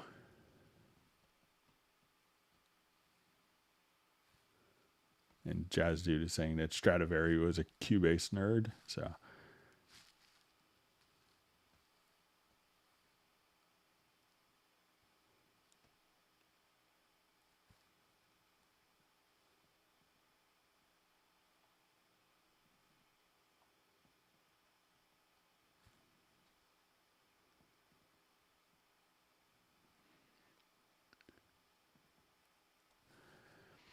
Okay, I see a question. Can you export the Hallian mixer and effects directly to Cubase? So it's not set up like we have in with Groove Agent. So if you're not familiar with this, there's no way to immediately turn it over. But for those people who don't know this particular function, if we have a Groove Agent kit and we have lots of the mixer going on, so, because we have an internal mixer inside a Groove Agent.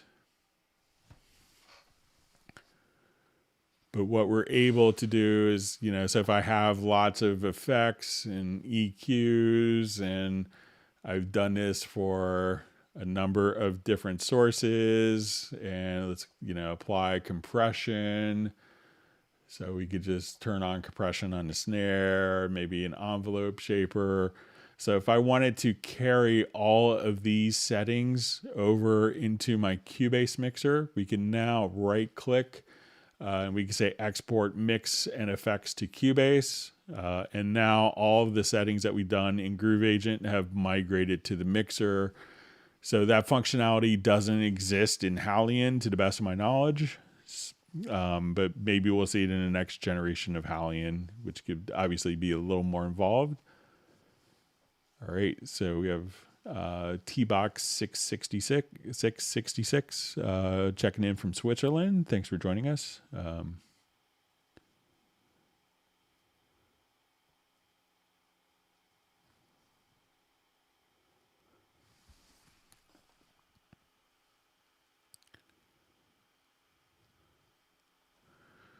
All right, my chat field jumped on me. Let me just scroll back. All right, not too bad. All right.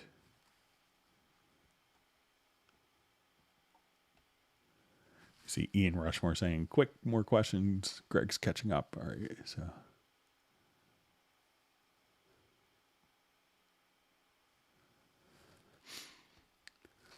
So question, I've been using Cubase since the mid-90s. How did it get its name and what does it mean? So it doesn't really mean anything. I think originally, last time I was in Germany, and this might have been 2019, I had lunch with Manfred Röhrup, who's, one of my favorite people, and he and Charlie Steinberg were the founders of the company. So I was just kind of picking his brain on the early days and who got hired when. And so originally it was going to be called Qubit. So there's still, like, I see online, maybe on even Wikipedia, that it was called Qubit. And they're going to be coming out with that as Qubit. And I think there might have been a computer game at the time that was named Qubit. So right before the release, because they kind of changed the whole, came up with the whole arranger, the linear format that, most programs, just about every program has migrated to, because it was so genius when it originally came out. So they had to come up with the story I was told was they had to come up with a name at the last minute because Qubit was unavailable for legal reasons. So they just came up with Cubase. So it doesn't really mean anything, but I think it's, what it represents now and what Charlie and Manfred created is just so wonderful and helps so many people. So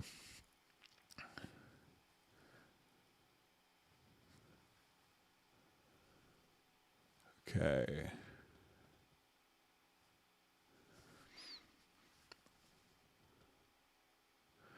Okay, so a question from Jason Wood. Hi, Greg. What's the main differences between Halion 3 and Halion 6? Many thanks, Jason. So when we start getting into Halion 6, I would say, we could use Halion for doing all sorts of pretty amazing, you have Halion Sonic 3 and Halion Sonic SE.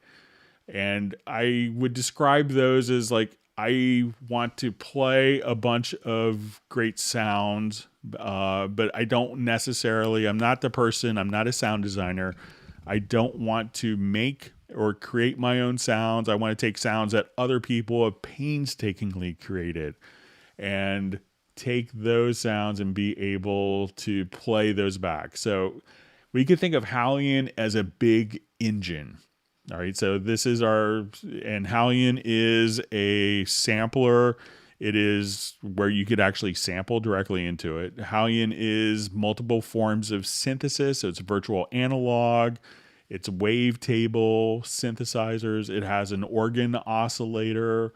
So it's going to have all of those different components. So if you just wanted to say, oh, I want to come over here and I want the ability to have the electric bass so that when I want to play a particular sound that someone has multiple velocity layers. So when we go to look at the particular sample, we could say, okay, I want to look at the sample and I want to look at the mapping. Some of this may be kind of on proprietary stuff. So we could actually, just kind of come here and I could see this beautiful instrument that someone has painstakingly sampled. So if I just want sounds that other people have created, that's like a Halion Sonic SE or Halion Sonic is great for that. But if I want to make my own sounds and make my own instruments, create my own instruments, and I wanted to sample and I wanted to take different sources and be able to say, I want one instrument that samples plus a wavetable synth, an organ oscillator, and virtual analog with, 3 oscillators. And I want that to combine to make one sound. That's when Halion is used. So if you're interested in making your own instruments, creating your own instruments, there's lots of people that do it. You can release your own virtual instruments.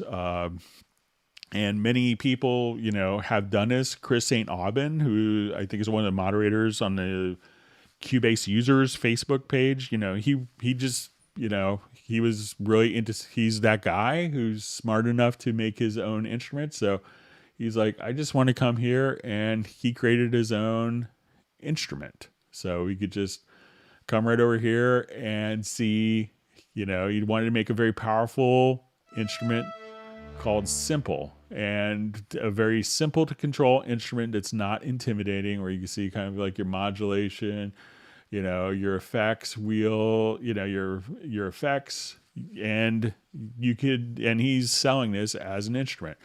Danny Lux, who's probably one of the most prolific TV composers. He's done Grey's Anatomy probably, maybe 20 years by now. You could actually, he creates his own sound so he could have his own unique voice.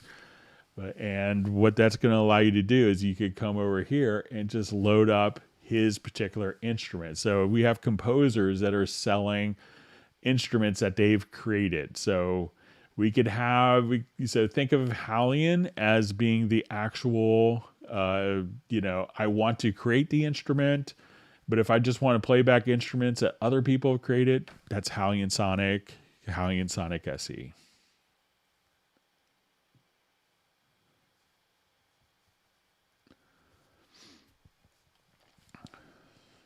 Okay.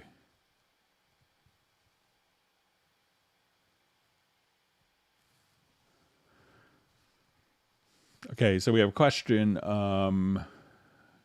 Okay, is there any way to filter out from the MIDI region unwanted MIDI notes that are being triggered during recording? So, you could, let's say if I have a number of instruments here, I could say there's a couple of different approaches for this. So let's...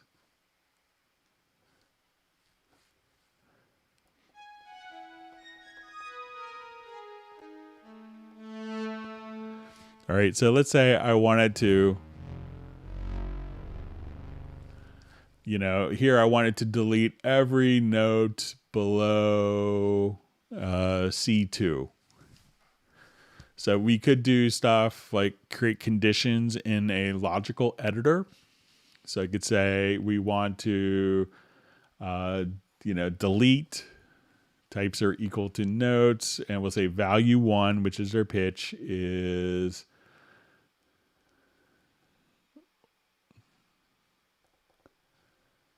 So I'll say value 1 is less than C3 or C2. So what this will do is every note below C2 will be deleted. So you could do stuff like that. And we could apply kind of this Boolean concept where you could create conditions. Also just on what's called an input transformer. So if I wanted to go here, I could just say, I want to, delete, so you can say, I want to filter notes less than C2. So now it won't even record it. Or I want to not record any pitch bend or aftertouch. One of my colleagues at Yamaha had a condition for me. He wanted to take the velocity of notes.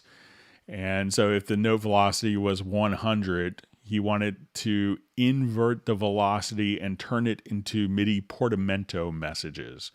So we could do stuff like that using the input transformer to filter it so it doesn't even get into the MIDI stuff. If it's already there, you could just use like the logical editor to get rid of it.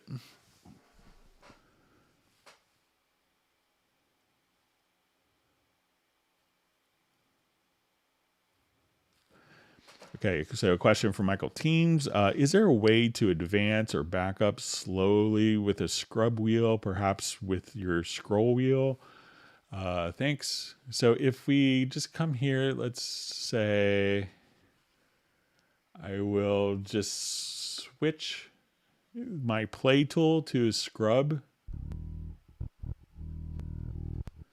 You could just kind of, hover over particular things. There's also, Michael, you could come to your key commands, and I think it's called shuttle play.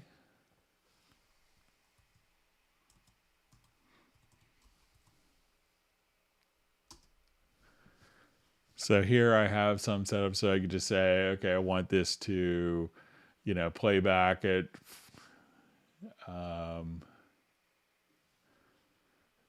so let me just find. So I want to take this file and just, I think it's. So you could set up key commands to do that. So let's say if I wanted to play back at half speed.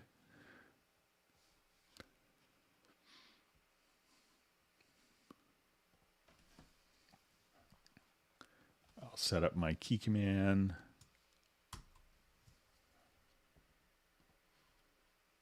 So I can play back at double speed or at half speed, and you could have, play it play it forward, rewind at these different speeds. So just set up key commands for that. So you could just kind of do, okay, I wanted to play shuttle play reverse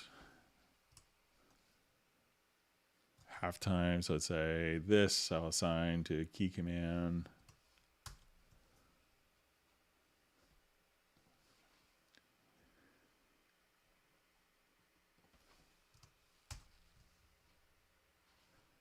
So now I could just come here and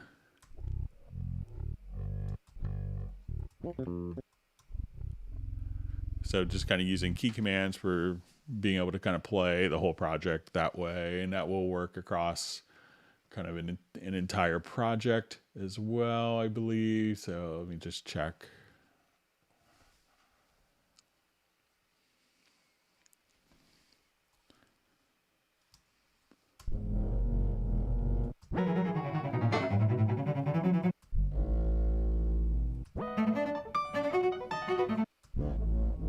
So forward or backward.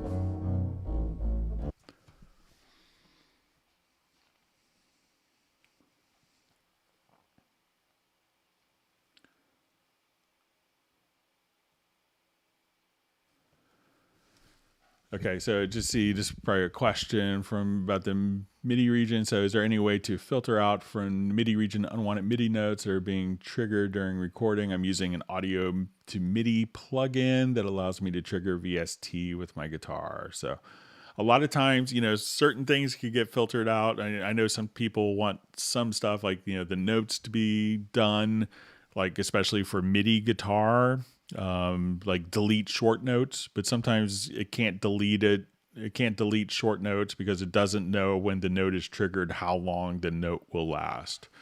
So a lot of that could be up to, the, conversion within the guitar itself. So, all right. I know we had some questions sent in. We'll try to get to those quickly. Thanks for all the wonderful questions. I hope everyone's learned something new.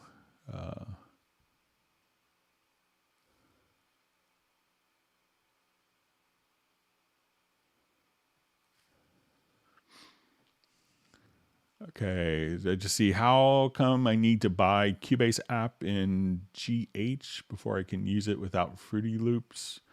So I'm not sure what GH is, but generally, before you run Cubase, you have to own a license for it.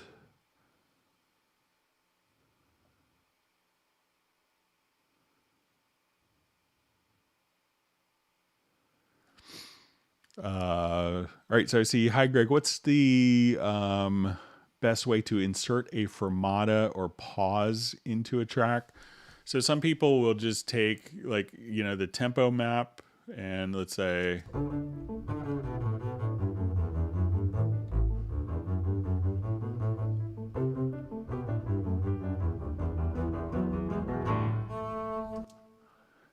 right there if you wanted to put a fermata. So some people will just, come right over here and just kind of draw in tempo changes so this would probably be awful.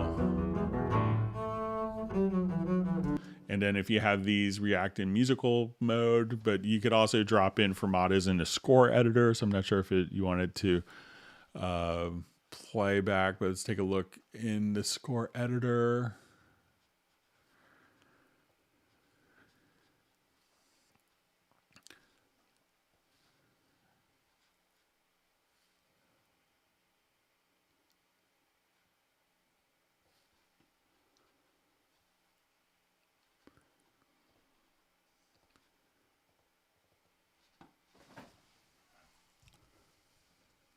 All right, and let me activate the correct project. That would help. Sorry about that.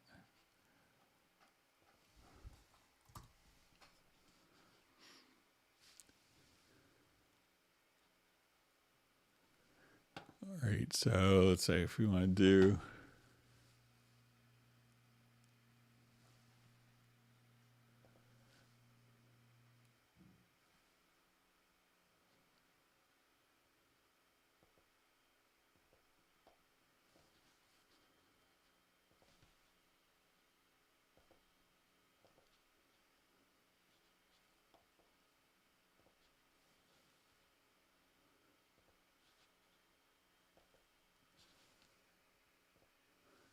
but I'm not sure if this will actually change the timing of it. Yeah, so I think just putting the fermata is going to be more cosmetic at that time.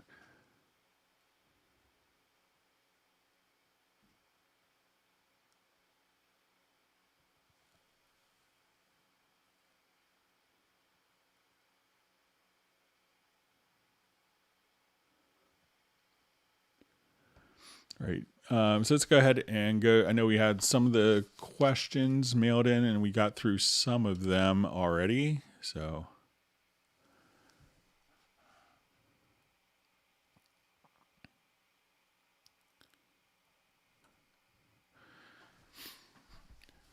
Okay, so let me open up project here.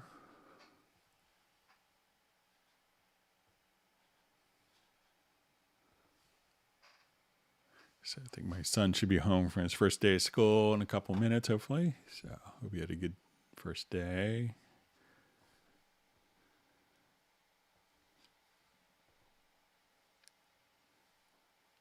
Our house was so quiet today.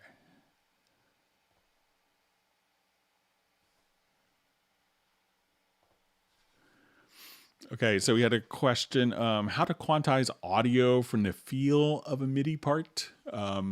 So if we have a MIDI part here, so let's say these two kind of aren't necessarily lining up, so I know some people will, take the let's say if we have your quantize value here set to 8th, you could take, a MIDI part and drag it into the quantize panel, come over here to the MIDI editor and go to, let's say, your hit points, and we could adjust kind of the sensitivity of that. And now we have, and we'll create slices of this. And now what we could do is actually just quantize the appearance here. So I'm just going to select like an audio warp quantize, and at this point I could quantize based on the timing of that particular event. So as we do that, these two events can just kind of line up. But so you could just kind of play around with, being able to, go through and quantize, based on, and you could extract a feel of the audio and apply it to MIDI or vice versa. So you could save any of these as different quantize presets. So even if you're in this particular one, you could say create groove, and that groove from there can be used for other MIDI parts, or the groove from the MIDI part to audio parts.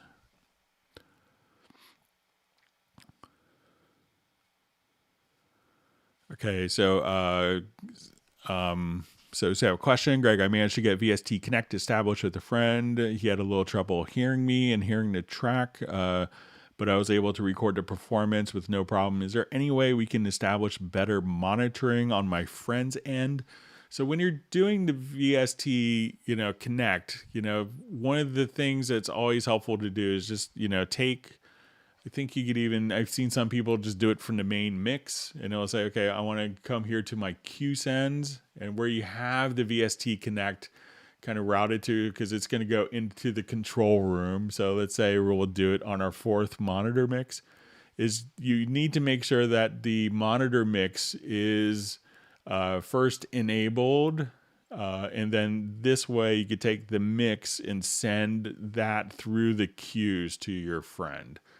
So it's a little, conceptually, once you kind of look at it, it doesn't make, it's not so bad. But once you kind of say that the audio that they're hearing is going through the control room, that's usually when a lot of people that's when the little epiphany switch clicks.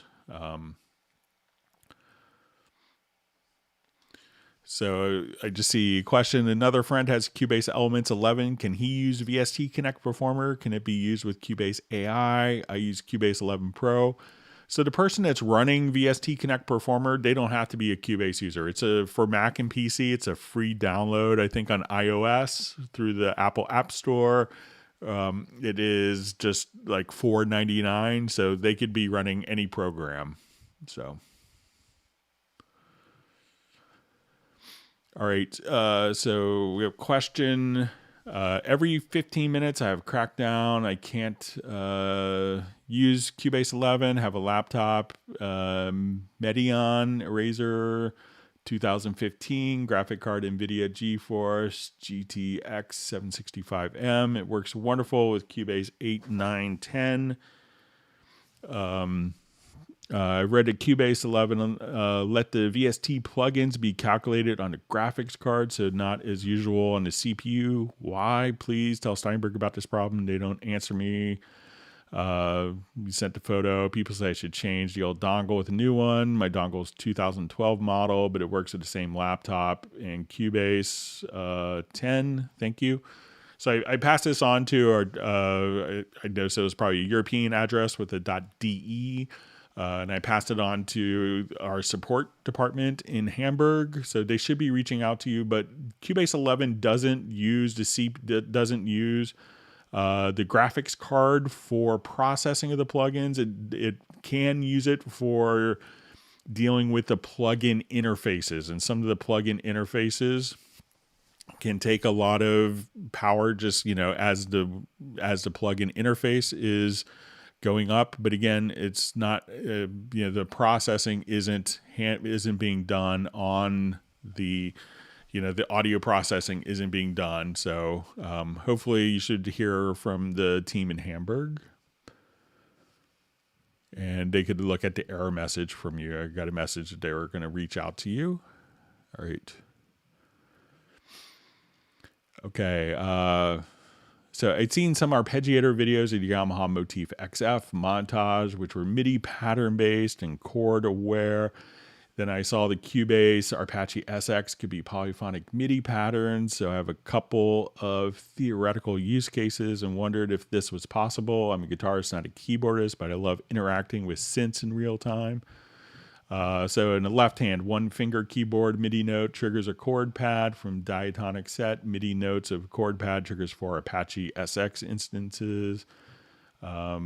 So I think, there's a couple of ways of doing this. And this is one of the great things that we actually have inside of Halion or Halion Sonic. I don't think this comes into Halion Sonic SE, but I kind of created a patch here where we just said, okay, I wanted to take just a synth patch and I wanted to take strings, a guitar, let's say an organ, as well as a synth solo. So I will go ahead and kind of bring these in one at a time.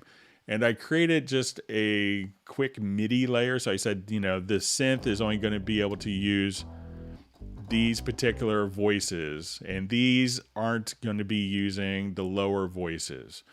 And for the different instruments, so if I play this up above C2, it's not going to play. So just the bottom octave is one single MIDI note. And then I added a string part that I could play. But for each of these string parts, and you mentioned the Motif ES or the Motif, but I went to the program. I clicked on edit, and this is in Halion Sonic or Halion. You could do this, and then you'll see the flex phraser. So we could actually add like the flex phraser for the string. So I could have a string patch that only plays in that particular range. So when I hold down a chord, I can now click on, and this is one of the arpeggiators, so that will play. And now if I want to do this for like a nylon guitar,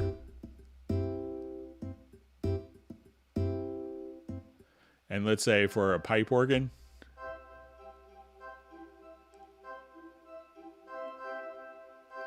and let's say maybe like a synth,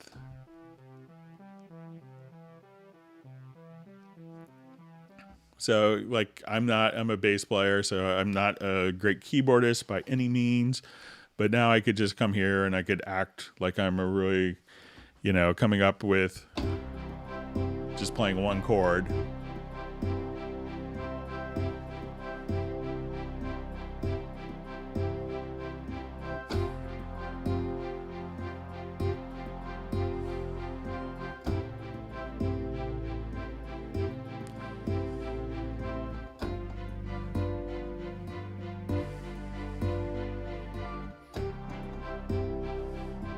And you could kind of build up your layers and all of your different arpeggios and just kind of play. And I have these all assigned to one MIDI note, or one MIDI channel. And it will just kind of play all those things. So each one of these tracks will have their own flex phraser. So it's doing the arpeggios, and we could split. And this is kind of the beauty of, and I moved like the synth down an octave, so you could just have everything layered just like that. So you could do it kind of the way you described it, but I think you would spend like an hour setting up each particular scenario, and then if you want to play a different chord, it might take you a long time. So I think this would give you a little more instant gratification. So if you kind of, this is very similar in concept to what you would get on like a lot of keyboard workstations.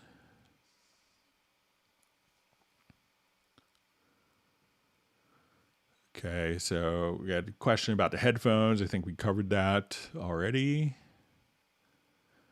About, being able to unplug the your headphones and have it switch to speakers, plug your headphones, have it routed to. So it's going to be just settings in the audio interface.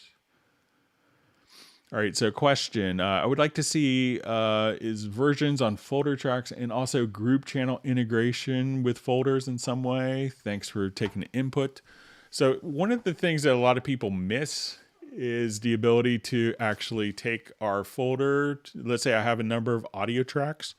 There's actually a macro that comes standard with Cubase. If we come here to your macros, and it's going to be selected tracks to folder and add group channel. So we give it a name, hit enter. So now all of the tracks are put into a folder track, and we could also just have that be that folder track all routed to a group channel. So I'll mention and pass on about the ability of, maybe having track versions on folder tracks, but give that a try for adding folders and groups simultaneously.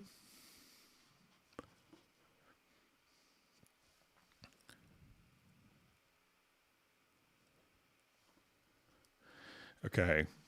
So just continuation from Friday's hangout from Jan about the delete bars.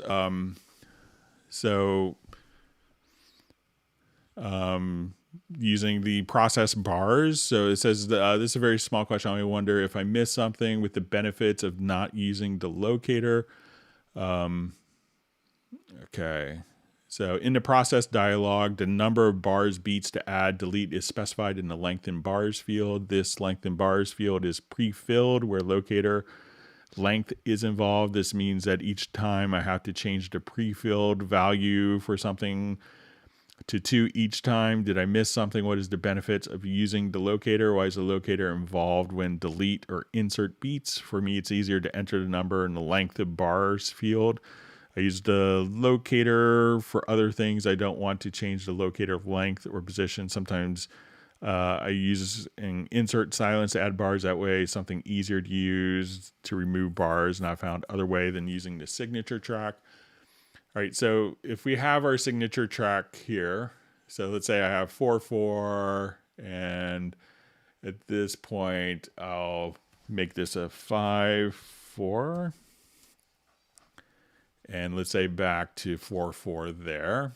All right, so if we want to, and I think you could just kind of use, so let's say if I want to go to my process bars dialog. So this is if you need to set up like a bunch of, so I could say, our start position is at measure 6, or, so I could say, let's go to measure 9, and now I want to insert bars, and I wanted this to be 5/8, and I wanted this to insert 3 bars of 5/8, but still keep all these others. So at that point, I could just put in my 3 bars of 5/8 and still have these other functions. Now, I think that if you didn't want to just automatically add these, that you could also probably do this just using the range function. So if I wanted to take these 2 bars here, say measure 7 through 9, I could just grab this with my range selection and go to the edit to range. And at this time, I could just insert silence, and that will still keep the bar. So that could move everything down, but it doesn't necessarily insert a different time signature. So, this allows you to insert and put the time signature at that specific point in time. And I think that's kind of the concept of it. Okay. So we covered that question. See how we're doing on time. Thanks for all the wonderful questions. All right.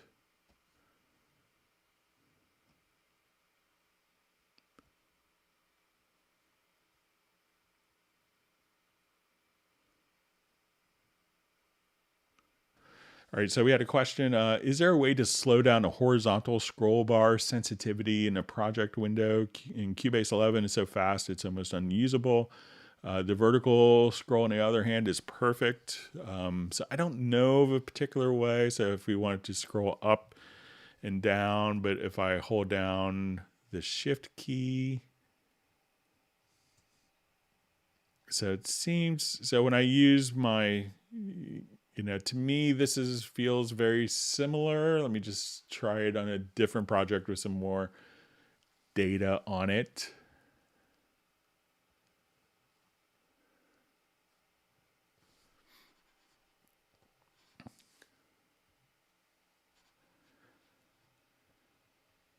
All right. And I'll just duplicate these tracks a couple times. All right, so now when I scroll up and down using the scroll bar, so they seem pretty similar as I'm adjusting it here. And it could be maybe that you have the, if you zoom in, that, because it could be maybe the horizontal zoom is set differently. So if that is, I'm just holding down my shift key to zoom up, and so to zoom vertically or to move horizontally. I know some people also just hold down their the scroll wheel and be able to kind of navigate like that just by pressing and holding the scroll wheel. But check to see if you adjust the horizontal zoom, if that makes a difference. All right, so we have just a couple minutes left. I'll go back to our live questions. Thanks again for all the wonderful questions.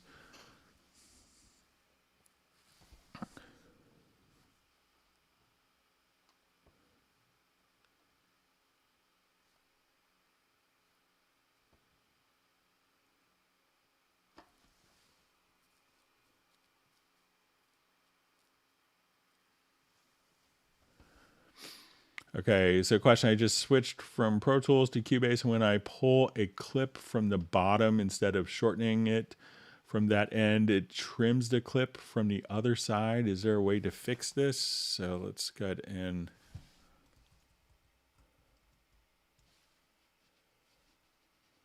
take a look at it.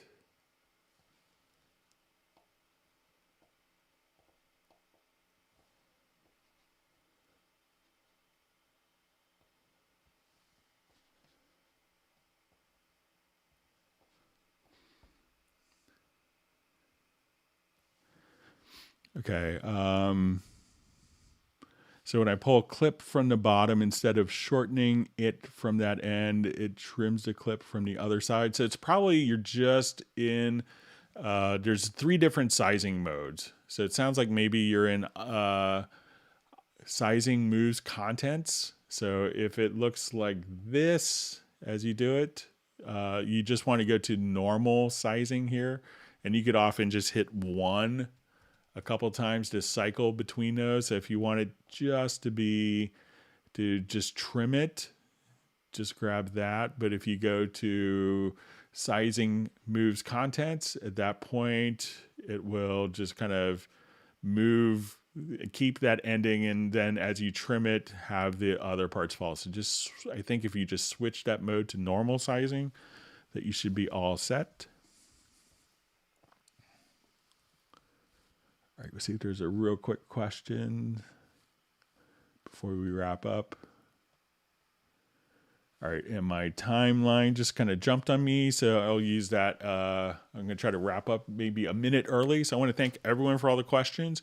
Again, if you wanted to be invited to our Zoom get-together on Saturday, send me an email to clubcubase@steinberg.de. I want to thank everyone for all their help. I know Jazz Dude's always super helpful. Agent K for moderating. I really appreciate all the support, and we will see everyone Friday at 1 p.m. US Eastern at the same time. And everyone stay safe and healthy, and we'll see you soon. Take care.